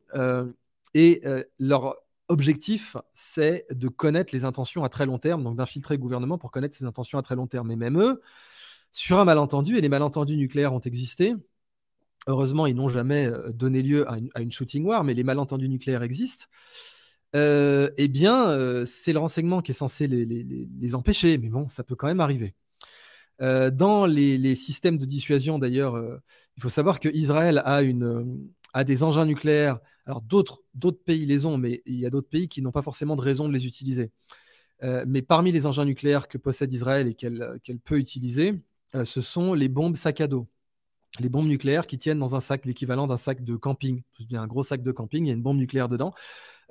Tous les pays nucléaires peuvent fabriquer ça, mais toute la question, c'est les vecteurs. C'est-à-dire Israël n'a pas beaucoup de sous-marins nucléaires. Donc pour maintenir une frappe crédible, la perspective d'avoir infiltré une bombe sac à dos, ou de laisser entendre qu'on l'a fait, rien que laisser entendre qu'on l'a fait, est une perspective qui crée une dissuasion crédible. Quand on n'a pas autant de sous-marins que la Russie, qui a des sous-marins gigantesques, ou que les sous-marins américains de classe Ohio, qui sont aussi parmi les plus grands sous-marins jamais fabriqués.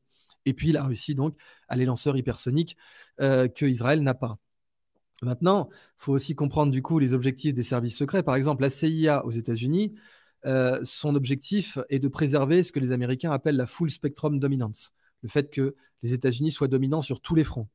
Le Mossad, côté israélien, son objectif est beaucoup plus réduit. C'est de prévenir toute menace existentielle pour Israël et pour des Juifs dans le monde, accessoirement, puisque la majorité des Juifs vivent en dehors de l'État d'Israël. Ça aussi, pour les eschatologistes, c'est un sujet. C'est-à-dire, dans l'eschatologie juive, la fin des temps, survient quand tous les Juifs sont rentrés en Israël. C'est aussi un point important pour comprendre le point de vue, l'analyse et les biais que peuvent avoir certains groupes de personnes. Donc, dans le cas de la CIA, vous avez plein d'agences sous-traitantes. Vous savez que le renseignement américain est très privatisé. Et vous avez des prestataires de services comme Booz Allen Hamilton, qui était là où travaillait d'ailleurs Edward Snowden, qui était en l'occurrence, dans la situation de Snowden, un prestataire de services de la NSA. Mais la CIA, le C, c'est pour centralise tous ces prestataires. Le Mossad ne travaille pas comme ça, parce que le Mossad a des objectifs politiques différents. Mais en ce moment, peut-être que la désescalade pourrait venir du Mossad. Mais le problème, c'est que les services secrets sont politisés. C'est que vous avez au-dessus des politiques qui disent « moi, je m'en fous, vous m'avez mis un mémo, vous m'avez dit que telle ou telle chose allait arriver, ou qu'il faudrait faire telle ou telle chose, vous m'avez fait telle ou telle prescription ». Les politiques peuvent dire « je m'en fous, vous êtes très mignons, vous êtes des professionnels, mais je m'en fous ». Et ça, c'est un risque. Côté israélien, il faut bien être très clair et envoyer ce message de la façon la plus formelle. La désescalade et l'évitement d'une troisième guerre mondiale peut venir du Mossad. Peut tout à fait venir du Mossad. C'est quelque chose qui va paraître à beaucoup de gens étrange, mais je vous dis clairement que les professionnels du renseignement israélien peuvent participer à la désescalade. Mais il n'est pas dit que politiquement ils soient écoutés. En tout cas, leur job est de connaître les intentions de l'adversaire. Parmi les intentions, parce que dès que vous entrez en guerre, vous avez un brouillard de guerre, il se dit maintenant en Égypte que un des intérêts qu'aurait Israël à obtenir une évacuation définitive de la bande de Gaza, qui se discute encore aujourd'hui. Vous avez des partis politiques israéliens qui sont convaincus que ce n'est pas l'intention de Benjamin Netanyahou et de son gouvernement, mais vous avez d'autres analystes qui disent là quand même, quand on observe l'échiquier, c'est quand même l'impression que ça donne. Et ben, parmi les rumeurs qui circulent en Égypte aujourd'hui, et que j'ai pu remonter en me renseignant, eh bien, vous avez celle que l'objectif serait la construction d'un nouveau canal de Suez, d'un concurrent au canal de Suez. Et ça prendrait sens. Bien sûr, vous avez les gisements de gaz au large de Gaza, mais c'est très surestimé. Hein. Israël possède déjà l'essentiel des gisements de gaz dans la région. Le gisement Léviathan est déjà légalement entre les mains d'Israël du point de vue des droits d'exploitation. Et puis, de toute façon, parce que Gaza n'est pas reconnu comme État, donc n'a pas de zone économique exclusive. Donc, aller obtenir, même en supposant que Gaza ait des droits d'exploitation sur ces gisements gaziers, la question, par contre, de la construction d'un canal concurrent à Suez, c'est vrai que la distance entre Gaza et le golfe d'Aqaba est de loin la plus courte. Et ça fait là, du coup, tout à fait sens. Et ça peut créer aussi des outrages dans le monde arabo-musulman. L'Égypte pourrait être tentée, puisque clairement la Jordanie et l'Égypte ont officiellement déclaré qu'il était hors de question pour eux d'évacuer Gaza. Hors de question. Et du coup, l'Égypte pourrait être tentée de mettre en place des catapultes humanitaires. Donc, des catapultes humanitaires seraient littéralement des catapultes qui balanceraient des vivres, de l'eau, des moyens de connexion Internet, emballés dans des trucs molletonnés et qui les jetteraient physiquement par-dessus la frontière. Et ça pourrait pas être ciblé par dôme de fer ou quoi que ce soit. Hein. Ça, c'est pas possible. Donc, vous auriez des catapultes humanitaires qui seraient envoyées de nuit. Évidemment, pas de traces thermiques, mais vous pouvez quand même les voir, mais pas de traces thermiques, qui seraient envoyées sur Gaza, du côté de Rafah, au-delà de Rafah. Et à l'heure où je parle, l'Égypte est très certainement en train d'explorer cette possibilité. Il faut savoir que ces genres de solutions low-tech, high-tech, l'Égypte les avait déjà pratiquées, puisque pendant la guerre des 6 jours, si ma mémoire est bonne, ils avaient utilisé des lances à eau pour détruire pour pouvoir détruire les bancs de sable de l'autre côté du canal de Suez, donc pour accéder au Sinaï, qui à l'époque était occupé par les Israéliens, donc ça devait être pendant la guerre du Kippour du coup. Mais donc voilà, ce genre de solution high-tech, low-tech, les Égyptiens les ont utilisées par le passé, toutes les armées les utilisent déjà, et des catapultes humanitaires à envoyer sur Gaza, c'est quelque chose qui pourrait avoir lieu. Alors, de quoi d'autre il faut que je vous parle Oui, alors, la question du programme nucléaire iranien. Vous avez eu des assassinats ciblés menés par le Mossad en Iran. Vous avez eu notamment le général Hassan Mokaddam avec l'explosion de Bid Kaneh en 2011. Alors lui, c'était un expert en missiles. Alors Israël l'a pas revendiqué, mais Ehud Olmert à l'époque a dit j'aimerais bien que d'autres événements comme celui-là surviennent. C'est quasiment équivalent à une revendication. Mais donc là, c'était une explosion qui a tué 17 personnes. C'est pas dans mes notes, mais je crois que c'est 17 personnes, et qui a tué le général Hassan Mokaddam, qui était le grand expert iranien des missiles. Mais entre-temps, les Iraniens ont quand même développé le missile Fatah. Et ensuite, vous avez le très connu assassinat de Mohsen Fakhrizadeh. Alors, Mohsen Fakhrizadeh, vous ne connaissez pas forcément son nom, mais c'était le grand expert nucléaire du programme nucléaire iranien. Et son assassinat a nécessité 8 mois de préparation par le Mossad. Une tonne, donc je crois que c'était une mitrailleuse .50 qui a été montée dans une Nissan Teana, modèle Teana noir, un pick-up, avec donc 1 tonne au total, en incluant les explosifs pour tout faire sauter. Et c'était une mitrailleuse contrôlée à distance. Donc ça a nécessité 20 personnes. Ils ont utilisé de la reconnaissance faciale pour l'assassiner. Et ça a été extrêmement précis, c'est-à-dire que là, pour le coup, même sa femme n'a pas été touchée. Il n'y a eu aucun dommage collatéral. Et ils ont tiré 13 balles dans la cible. Toutes ont touché. Et elles ont utilisé de la reconnaissance faciale avec de l'intelligence artificielle, ce qui a amené d'ailleurs les grands signataires des tribunes contre les robots tueurs à s'indigner parce que ça montre un cas de robot tueur historique. Et, euh, et donc là, ça a nécessité voilà, 20 agents c'est 8 mois de surveillance. Et puis, ils ont fait, comment ils ont installé cette mitrailleuse avec les explosifs? Ils l'ont infiltrée. Donc là aussi, ça permet à Israël d'être crédible pour la question d'infiltrer une bombe atomique sac à dos. Parce que s'ils ont été capables d'infiltrer une tonne, ils peuvent infiltrer 40 kilos. Même s'ils n'ont pas infiltré une tonne d'un coup, ils ont infiltré une tonne par petit paquet. Et pour le coup, pour Fakhrizadeh, Yossi Cohen, qui était le chef du Mossad, a admis en 2021 que c'était le Mossad qui avait réalisé cet assassinat. Et la CIA, à l'époque, Brennan, avait dit que c'était complètement pas professionnel et que c'était criminel, etc. Donc ça prouve que même un allié inconditionnel d'Israël comme les États-Unis peut avoir ce genre de remarques pour tout un tas de raisons, à commencer par le fait que ça risquait une escalade dans la région. Selon les services israéliens, cet assassinat aurait ralenti le programme nucléaire iranien de 2 ans. Mais bon, bah, c'était en 2020. Donc, et puis, qu'est-ce que ça veut dire de 2 ans quand on ne connaît pas le point de départ, quand on ne sait pas où allait le programme nucléaire iranien, d'où il partait et où il allait. Donc voilà, si on essaie de voilà le tour d'horizon que j'ai fait. À savoir, les risques de guerre nucléaire sont très sérieux. On a le devoir tous et toutes de désescalader. Peut-être que la désescalade viendra des services spéciaux israéliens qui ne sont pas forcément unanimement loyaux à l'agenda, disons, du gouvernement actuel. Maintenant, alors bon, vous savez, Churchill disait il ne faut jamais laisser se perdre une bonne crise. C'est vraisemblablement ce qu'essaie de faire le gouvernement Netanyahou, mais de notre côté aussi, du côté du camp de la paix, on peut aussi ne pas laisser se perdre une bonne crise et trouver une solution importante pour essayer d'avoir une paix durable. Alors maintenant, bon, à l'époque, à l'heure où je parle, bah ça y est, l'entrée dans Gaza est imminente. Et là, vous vous attendez à un micro Afghanistan ou un micro Grozny. Alors Grozny, donc c'est la guerre de Tchétchénie, c'est la même surface que Gaza. 360 km² pour Grozny, 365 pour Gaza.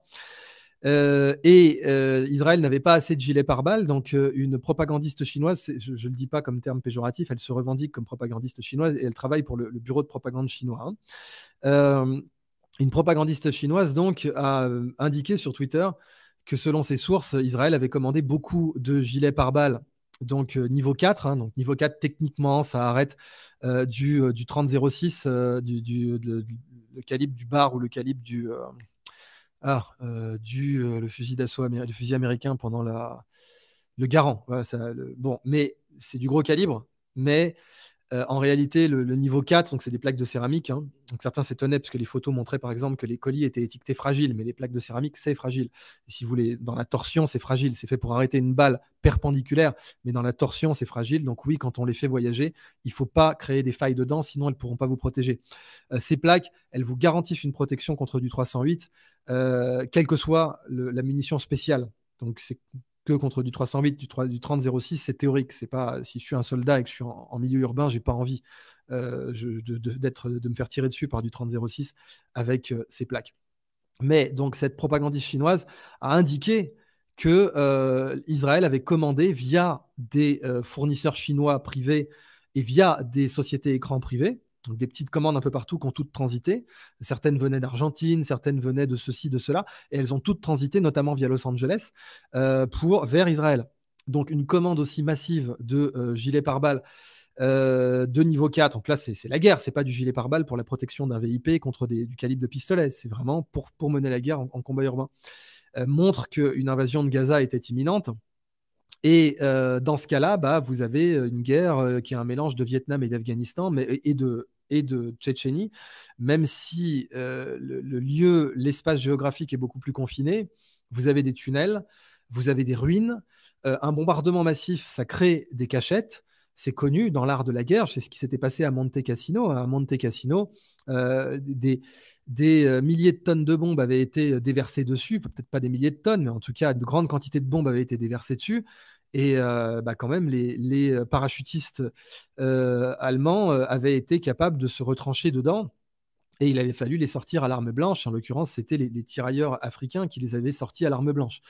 Donc là, ce qu'on voit, c'est que le personnel combattant à Gaza sait fabriquer des grenades de RPG-29. Alors, le RPG-29, c'est l'arme de dotation des descentes-Niki, des parachutistes, des VDV russes. C'est pas de la daube, le RPG-29 Vampire. Et ils savent fabriquer des armes, des munitions pour ce RPG eux-mêmes. Et ils ont montré, ils ont posté qu'ils en fabriquaient. Cependant que le Hezbollah, alors très certainement, hein, il faut être clair là aussi, le groupe aéronaval américain sont déployés pour empêcher le Hezbollah d'entrer dans cette guerre. Bien sûr, ça dissuade tout le monde.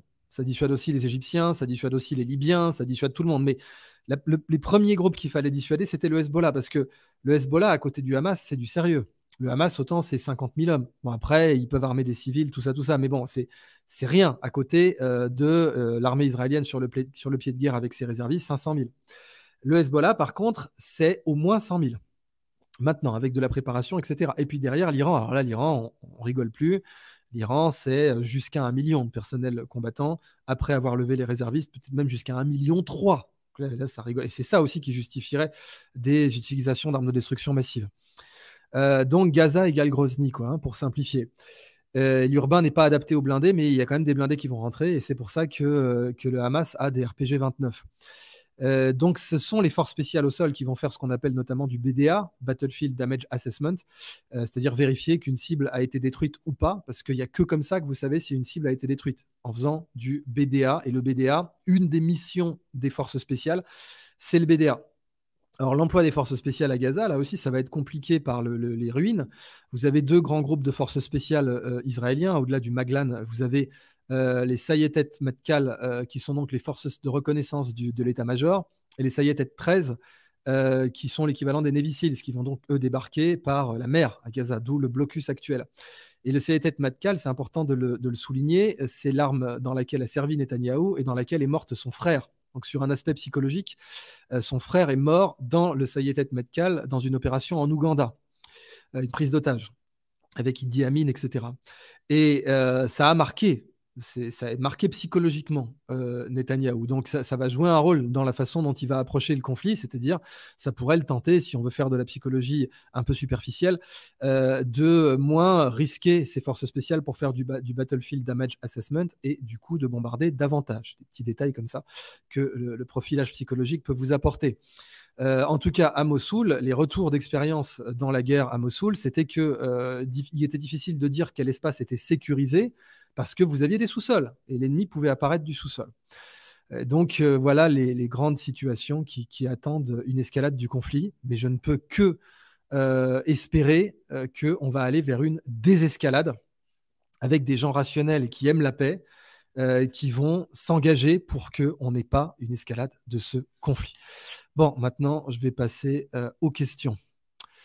Alors, question numéro 1, pensez-vous que Vladimir Poutine peut vraiment enclencher l'arme nucléaire au regard de son positionnement actuel? Ce n'est pas lui le plus belligérant de la clique. Est-ce que je me trompe?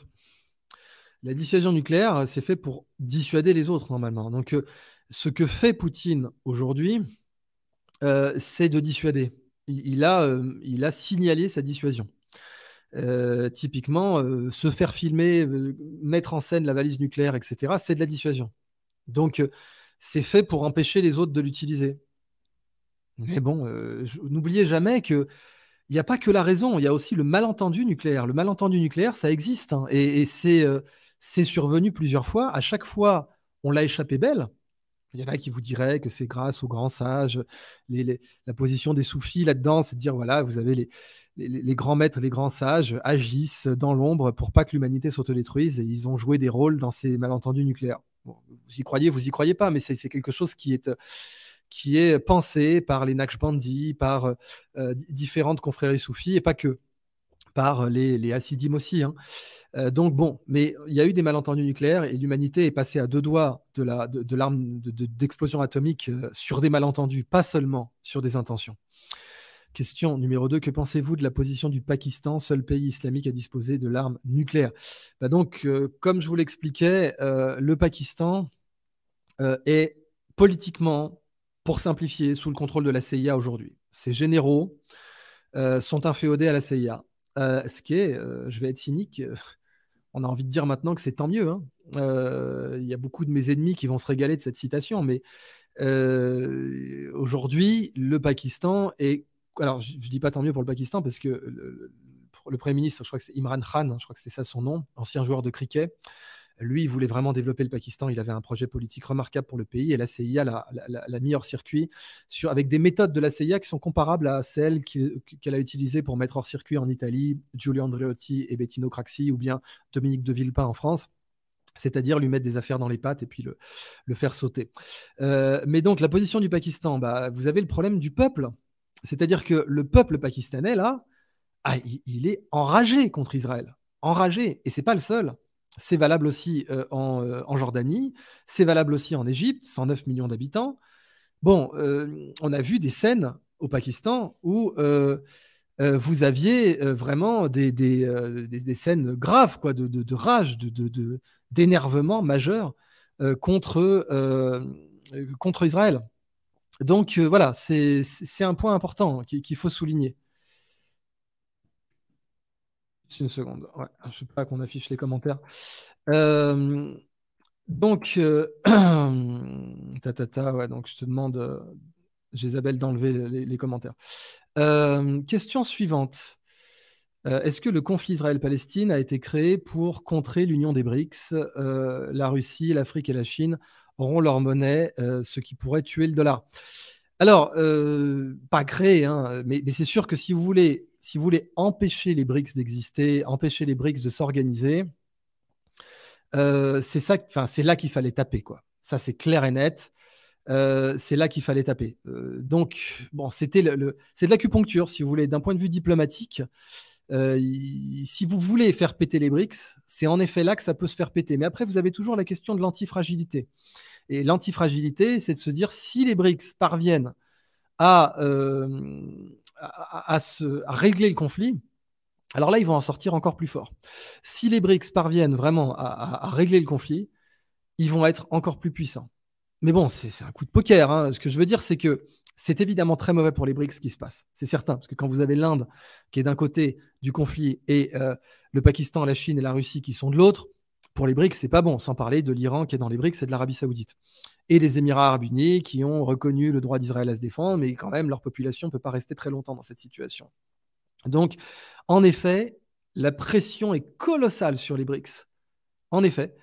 Et semble, comment dire, défendre le modèle américain, qui est le modèle de l'hégémonie, c'est-à-dire, attendez, on va pas non plus faire des alliances, hein. Dans une alliance américaine, l'allié, il est soumis. Dans une alliance avec les États-Unis, l'allié est soumis. Il n'y a pas d'alliance paritaire avec les États-Unis, ça n'existe pas. Un allié des États-Unis est un soumis des États-Unis. L'allié, c'est pour la rhétorique. Mais dans les BRICS, un allié n'est pas un soumis, c'est un pair, P-A-I-R. Et en effet, le modèle des BRICS, c'était celui-là. Mais du coup, dans ce modèle-là, bah, vous pouvez avoir des dissensus. Et là, vous avez un dissensus maximum. Donc, soit les BRICS vont en ressortir renforcés, ce que je souhaite, soit les BRICS vont imploser, en effet. Quel pays est le plus susceptible de lancer les hostilités? Eh ben, très bonne question. Quel pays est le plus... Sur un malentendu, ça peut être Israël, puisque l'option Samson, c'est voilà, que je meure avec les Philistins. Mais il ne faut pas sous-estimer non plus le grand nombre de gens rationnels qu'il y a dans les services israéliens, rationnels et compétents. Mais sur un malentendu, ça peut être Israël. Sur un malentendu, ça peut être aussi le Pakistan. Mais le Pakistan est loin du conflit physiquement. Alors, bon. Mais sur un malentendu, ça pourrait être vraiment... Selon moi, hein, là, ça vaut ce que ça vaut. Je ne détiens pas la vérité. Je vous laisse tirer vos conclusions par vous-même. Mais selon moi, par ordre de risque de malentendu nucléaire, ce serait Israël, États-Unis, Russie.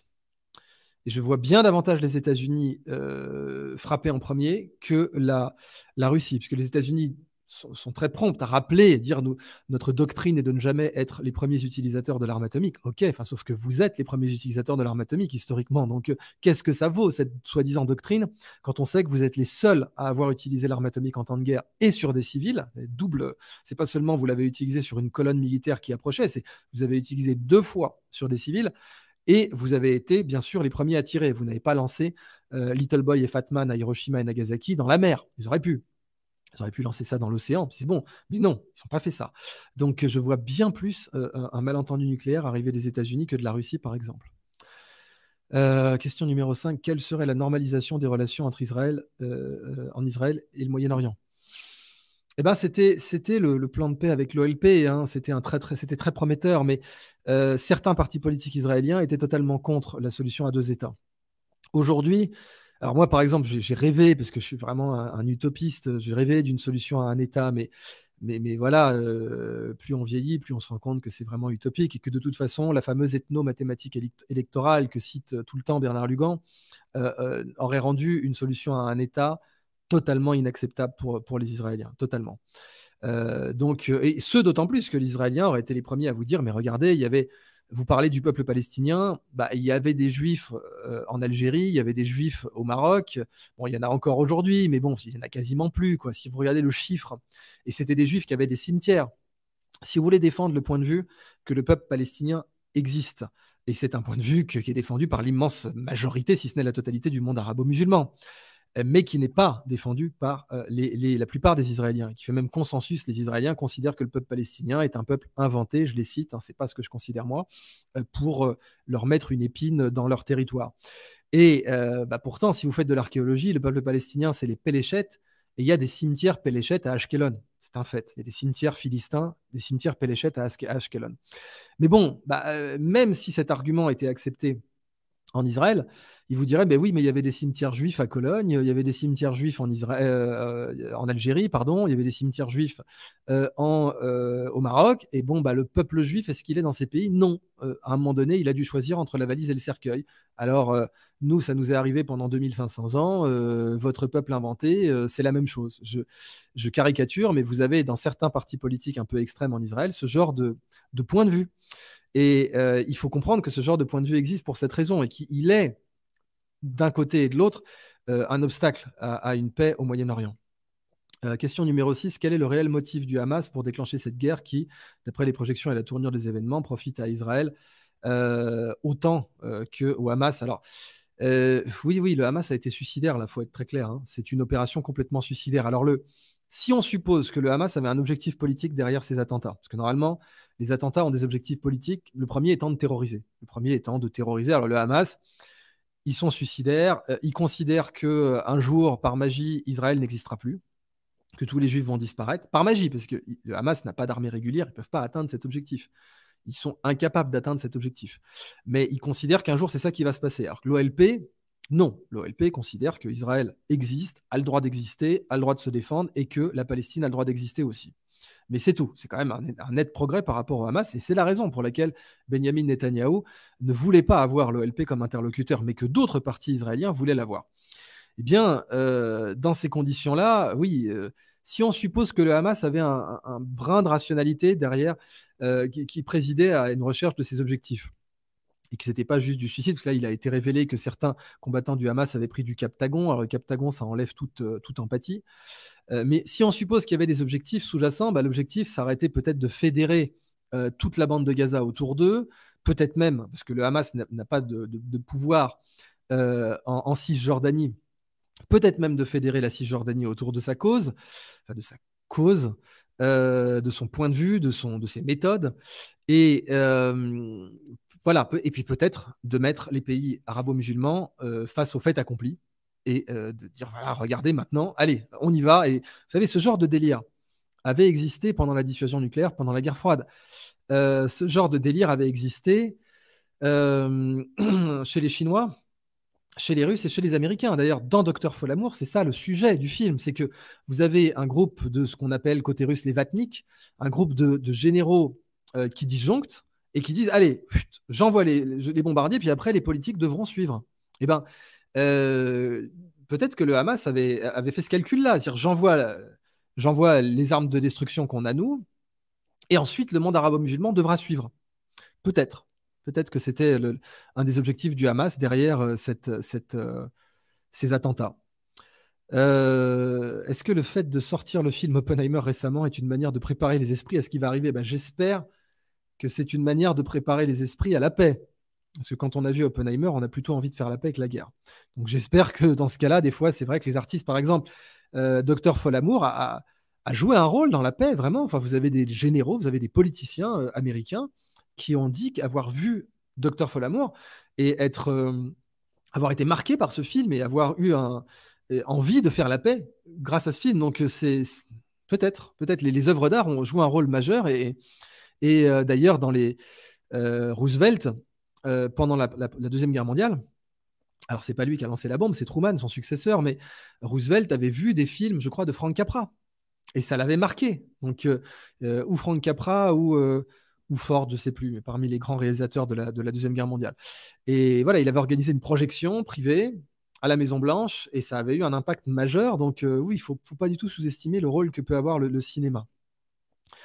Comment éviter, question 8, comment éviter cette guerre qui s'annonce? Elle n'est voulue que par ceux qui veulent faire disparaître leurs dettes? Point d'interrogation.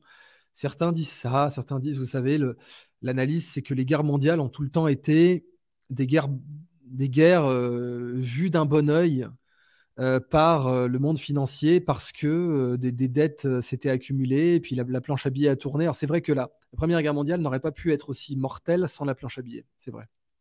Il fallait la planche à billets pour que la Première Guerre mondiale dure aussi longtemps. Il fallait la planche à billets pour que la Deuxième Guerre mondiale dure aussi longtemps. En intensité, 1500 morts par heure pendant 6 ans. Ça, c'est la planche à billets qui le permet, en effet. Alors, de là à dire que... Regardez vraiment cette conférence d'Henri Guillemin, L'autre avant-guerre. Elle est visible sur YouTube. Vous tapez Henri Guillemin, L'autre avant-guerre. Elle est remarquable dans l'analyse historique du cynisme. Et du cynisme et des erreurs de calcul, des erreurs de jugement. Se dire, cette guerre ne durera que 4 mois, donc une bonne guerre victorieuse. Une bonne guerre, c'était le calcul typiquement de la guerre de 1870. Hein. Napoléon III n'était pas vraiment va-t-en-guerre, hein, mais sa femme, l'impératrice Eugénie, était très va-t-en-guerre, puisqu'on avait vu, alors Guillemin vous en parlera beaucoup mieux que moi, on avait vu un référendum, un plébiscite, dans lequel Paris, les campagnes avaient été très pro-napoléoniennes, et Paris un peu moins. Bon, c'était quand même majoritairement, mais Paris un peu moins. Et du coup, l'impératrice Eugénie s'est dit, voilà, une bonne guerre qui ne saurait être que victorieuse, bien évidemment, vu la gloire de nos armes, aurait consolidé l'Empire pour l'héritier. Sauf que pas de bol, la guerre, elle n'a pas été victorieuse. Donc, c'était pareil pour la Première Guerre mondiale. Elle n'a pas été victorieuse. De toute façon, une guerre nucléaire, personne ne peut la gagner. Hein. Maintenant, si on parle de la troisième, personne ne peut la gagner. Question numéro 10, à qui va profiter ce conflit? Qui va tirer les marrons du feu? Bah oui, bien malin, celui, parce que qui va profiter? C'est pas seulement une nation, ça peut être de la politique intérieure, ça peut être, et puis ça peut être ceux qui pensent profiter, tirer un avantage politique, mais ils peuvent se tromper. Et à la fin, personne ne tire profit. Parce que le cas de la Première Guerre mondiale, c'était ça. Une certaine frange politique pensait tirer profit. Donc une frange nationaliste, une frange revancharde, une frange aussi financière, et une frange qui était contre, en l'occurrence, l'impôt sur le revenu. C'est vrai que ça en faisait partie. Et cette frange croyait profiter de la Première Guerre mondiale, mais à la fin, elle n'en a pas profité, puisque personne n'en a vraiment profité. Et au contraire, j'insiste, hein, je suis persuadé que des historiens verront notre époque comme la guerre de 100 ans à l'échelle mondiale, et verront notre époque comme une continuité de la Première Guerre mondiale jusqu'à nos jours, comme la guerre de 100 ans a duré plus de 120 ans, avec des périodes de bataille et des périodes plus calmes, et se diront, voilà, en fait, c'est la guerre de 100 ans, mais à l'échelle mondiale. C'est une seule grande guerre mondiale qui a eu des périodes chaudes et des périodes froides. La première période chaude, c'est la Première Guerre mondiale. La deuxième période chaude, c'est la Deuxième Guerre mondiale. Ensuite, vous avez la guerre froide qui est froide, mais bon, il y a quand même eu des millions de morts. Et puis ensuite, vous avez peut-être une troisième période chaude que je n'appelle pas, évidemment, de mes voeux. Question numéro 11. Penses-tu que les missiles attaques à CMS que les États-Unis fournissent à l'Ukraine impliquent de plus en plus l'Occident dans un conflit avec la Russie? Bah oui, alors, de toute façon, les ventes d'armes à l'Ukraine ont eu des conséquences, mais des conséquences à très grande échelle. Mais c'est comme l'invasion de la Libye. Je me rappelle d'un professeur de géopolitique qui m'avait demandé à l'époque où je faisais ma thèse de diplomatie ce qu'il fallait faire en Libye, puisqu'il y avait le printemps arabe. Là, la CIA avait tiré les marrons du feu pour le printemps arabe. Et je lui avais dit, bon, c'est simple, hein, une arme de petit calibre comme une Kalachnikov, hein, de calibre moyen, quoi, 7,62 par 39, c'est pas du gros calibre. Ça a une durée de vie et vous allez la retrouver partout. Donc, vous allez la retrouver dans le Sahel, vous allez la retrouver en Europe, vous allez la retrouver par notamment les réseaux albanais. Et puis la mafia italienne, hein, vous inquiétez pas que la Sacra Corona Unita, la 'Ndrangheta, la Camorra ont aussi fait transiter des armes. Et vous allez retrouver ça en Europe. C'est ce qu'on a vu. Donc, les armes ukrainiennes, on sait qu'il y en a qui se sont retrouvées dans les mains du Hamas. Voilà. Et le Mossad est bien mieux informé que moi à ce sujet. Donc, quand on donne des armes, elles vont se retrouver ailleurs. Enfin, je veux dire, surtout à une époque de mondialisation. Et elles vont aussi engager des escalades d'armement, des courses aux armements. Et c'est ce qu'on a vu avec l'Iran, c'est ce qu'on a vu avec d'autres pays. Question numéro 12. Comment enclencher une prise de conscience mondiale par un désarmement global malgré un manque de maturité émotionnelle? Des milliers de milliards pourraient être transférés dans les secteurs plus nobles. Alors oui, bon, le désarmement, il faut savoir que c'est ce qu'on appelle en théorie des jeux un dilemme du prisonnier. Donc le dilemme du prisonnier, c'est que vous avez deux prisonniers qui sont interrogés séparément par la police et ils n'ont que deux choix chacun. Collaborer avec la police ou se taire. Et selon leur choix individuel, les conséquences sur eux sont différentes. Si jamais un prisonnier dénonce son camarade et que l'autre le dénonce aussi, ils prennent tous les deux 5 ans de prison. Si jamais ils se taisent tous les deux, ils prennent tous les deux 0, ils sont libérés parce qu'il n'y a pas de preuve. Et si jamais il y en a un qui se tait et que l'autre le dénonce, celui qui se tait prend 20 ans et celui qui l'a dénoncé prend 0. Et donc, dans le dilemme du prisonnier, la question, c'est l'équilibre de Nash et l'optimum de Pareto. L'optimum de Pareto, c'est l'intersection c'est l'intérêt collectif, pardon. L'optimum de Pareto, c'est ce qui maximise les intérêts collectifs, et c'est que les deux se taisent, parce que là, ils sont libérés. Et l'équilibre de Nash, c'est ce qui maximise les risques individuels, ce qui minimise les risques individuels, du coup, et c'est que les deux parlent. Parce que parler, si vous êtes un prisonnier seul, le choix de parler est plus rationnel, puisque si vous parlez, vous avez le choix entre 5 ans de prison ou 0, alors que si vous vous taisez, vous avez le choix entre 20 ans de prison ou 0. Donc rationnellement, c'est mieux de parler. Le problème, c'est comme c'est bien rationnellement pour vous, individuellement, l'autre va le faire aussi, et vous tombez dans ce qu'on appelle l'équilibre de Nash, c'est-à-dire l'intersection des intérêts individuels. Et ce qu'a démontré Nash, ce qui lui a valu le prix Nobel d'économie, le prix de la Banque de Suède en mémoire d'Alfred Nobel, c'est que les intérêts individuels ne servent pas forcément le bien de la communauté, puisque l'intérêt individuel du prisonnier, c'est de balancer son camarade, mais dans ce cas-là, ils vont tous les deux prendre 5 ans, alors que l'intérêt de la communauté, c'est de collaborer et de coopérer entre eux, pardon, pas avec la police, et d'avoir 0. Sauf que l'équilibre de Nash est plus stable que l'optimum de Pareto. Alors maintenant, vous faites ça avec la dissuasion nucléaire. Le désarmement nucléaire, c'est pareil que le dilemme du prisonnier, sauf que vous avez un dilemme du prisonnier à N joueurs. Dans le dilemme du prisonnier classique, c'est N égale 2. Il n'y a que 2 prisonniers.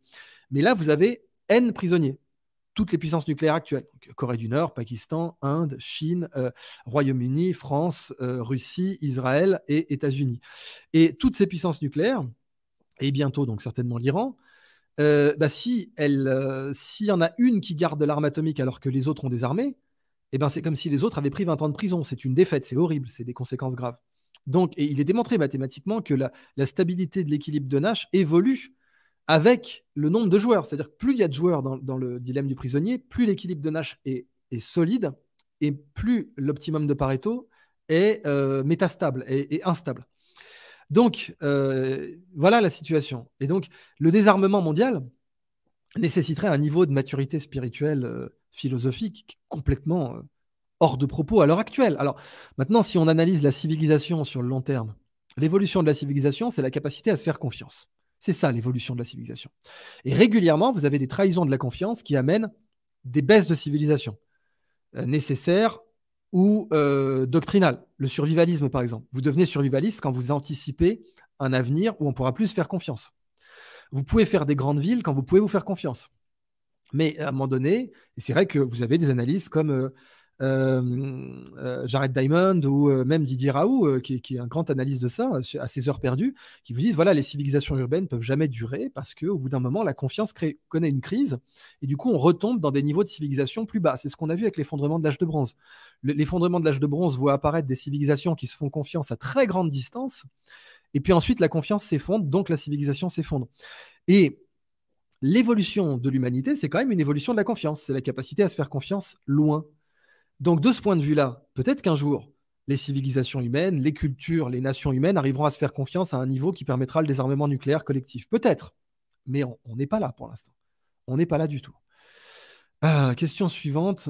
Selon toi, qu'est-ce qui aurait changé si Trump était au pouvoir? Très bonne question. Les accords d'Abraham étaient quand même un très bon deal, même si pour les Palestiniens, c'était une abstraction. C'est-à-dire les accords d'Abraham considéraient que les Palestiniens n'existaient pas. Ne les prenaient pas en considération, tout simplement. Pas déclaraient qu'ils n'existaient pas, déontologiquement et doctrinalement, mais ne les prenaient pas en considération. Et Trump est un leader politique beaucoup plus respecté, notamment par les belligérants dans la zone, aussi bien par les Iraniens qui craignent Trump que par les Saoudiens qui le respectent. Bon, Biden, c'est un personnage empaillé. Enfin, il y a même certains qui se demandent si c'est pas un sosie, s'il n'est pas masqué. Vous avez une photo, là, dernièrement, il serre la main de Netanyahou. Netanyahou fait 1m84, Biden fait 1m83. Bon, Biden le dépasse d'une demi-tête. Enfin, et c'est arrivé dans l'histoire que vous ayez des chefs d'État qui se fassent représenter par des sosies. C'est vraiment arrivé, pour le coup, hein. Donc, bon, en tout cas, Biden, il est aux commandes de rien du tout. Et n'importe quel chef d'État un peu sérieux le sait. C'est pas les fact-checkers bidons qui n'ont pas arrêté de vous dire que Biden était un vrai président et qu'il contrôlait vraiment l'exécutif américain. Enfin, on voit bien qu'il est complètement, son état cognitif est ultra préoccupant. Si un médecin ne le laisserait même pas sortir de chez lui et on lui fait faire des sommets de chef d'État. Donc c'est clair que Trump aurait été beaucoup mieux dans cette position. Alors il aurait été pro-israélien. Son gendre Jared Kushner est israélien. Et je crois que sa fille, ça faudrait que vous le vérifiez, mais je crois que sa fille s'est convertie au judaïsme. Enfin, oui, sa fille, puisque c'est son genre. Mais Trump était beaucoup plus respecté même des autres acteurs du monde arabo-musulman. Ça, c'est un fait. Et là, pour l'instant, ce n'est pas le cas. Dernière question, Idriss. Ce que je trouve vraiment étrange depuis la guerre en Ukraine, c'est de voir à quel point les gens minimisent les risques d'un conflit nucléaire. Une idée là-dessus, j'espère que j'ai répondu à cette question. C'est stupide de minimiser les risques d'un conflit nucléaire, mais en conclusion de cette vidéo, vous savez, il y a une grande énigme. C'est prononcer mon nom me brise. Qui suis-je? Et la réponse, c'est le silence. Parce que quand on dit le mot silence, on brise le silence. Donc prononcer mon nom me brise. Prononcer le nom d'un conflit nucléaire réduit les chances qu'il arrive. Vous avez d'un côté les hautes sphères décisionnelles où là, le bouillonnement cognitif est dangereux. Parce que quand vous avez des généraux pakistanais ou qui évoquent plus souvent, plus fréquemment par jour, l'utilisation de l'arme atomique, là, c'est dangereux. Mais quand les peuples évoquent la menace nucléaire, là, ça a tendance à réduire les chances d'entrer dans un conflit nucléaire. Type, je crois que quelqu'un avait appelé ça l'effet Sting, ou je sais plus, vous savez, la chanson Russians de Sting. Russians love their children too. Cette grande chanson politique pour dire, voilà, je ne crois pas à la rhétorique de Khrouchtchev et la rhétorique de Nixon ou de Reagan, à savoir, je pense que les Russes aiment leurs enfants aussi et qu'ils ne veulent pas rentrer dans un conflit nucléaire. Donc, prononcer mon nom me brise, qui suis-je? Le silence. Prononcer mon nom me brise aussi la chance d'entrer dans un conflit nucléaire. Et je vais terminer là-dessus. Donc, merci d'avoir suivi ce direct. Et avec la censure sur YouTube, évidemment, je ne sais pas ce qu'il en adviendra. Vous avez vu la censure sur ma dernière analyse où là, elle allait partir sur 1 million de vues et comme d'hab. Et c'est que en France, hein, c'est que la France qui a fait ça. Bon, c'est pour ça que j'ai créé Scandaria, qu'on a l'Octogone et qu'on fait ce projet qui nous permet de nous financer parce que mine de rien, ça nécessite des moyens, tout cela. La veille, l'analyse et puis le montage des vidéos ou l'organisation des directs. Et donc, merci à tous les scandéristes, à toutes les personnes qui soutiennent Scandaria, soit en étant abonnés à Idriss Plus ou en achetant les masterclass, parce que vous nous rendez un très grand service. Et merci vraiment tout le monde d'avoir été présent.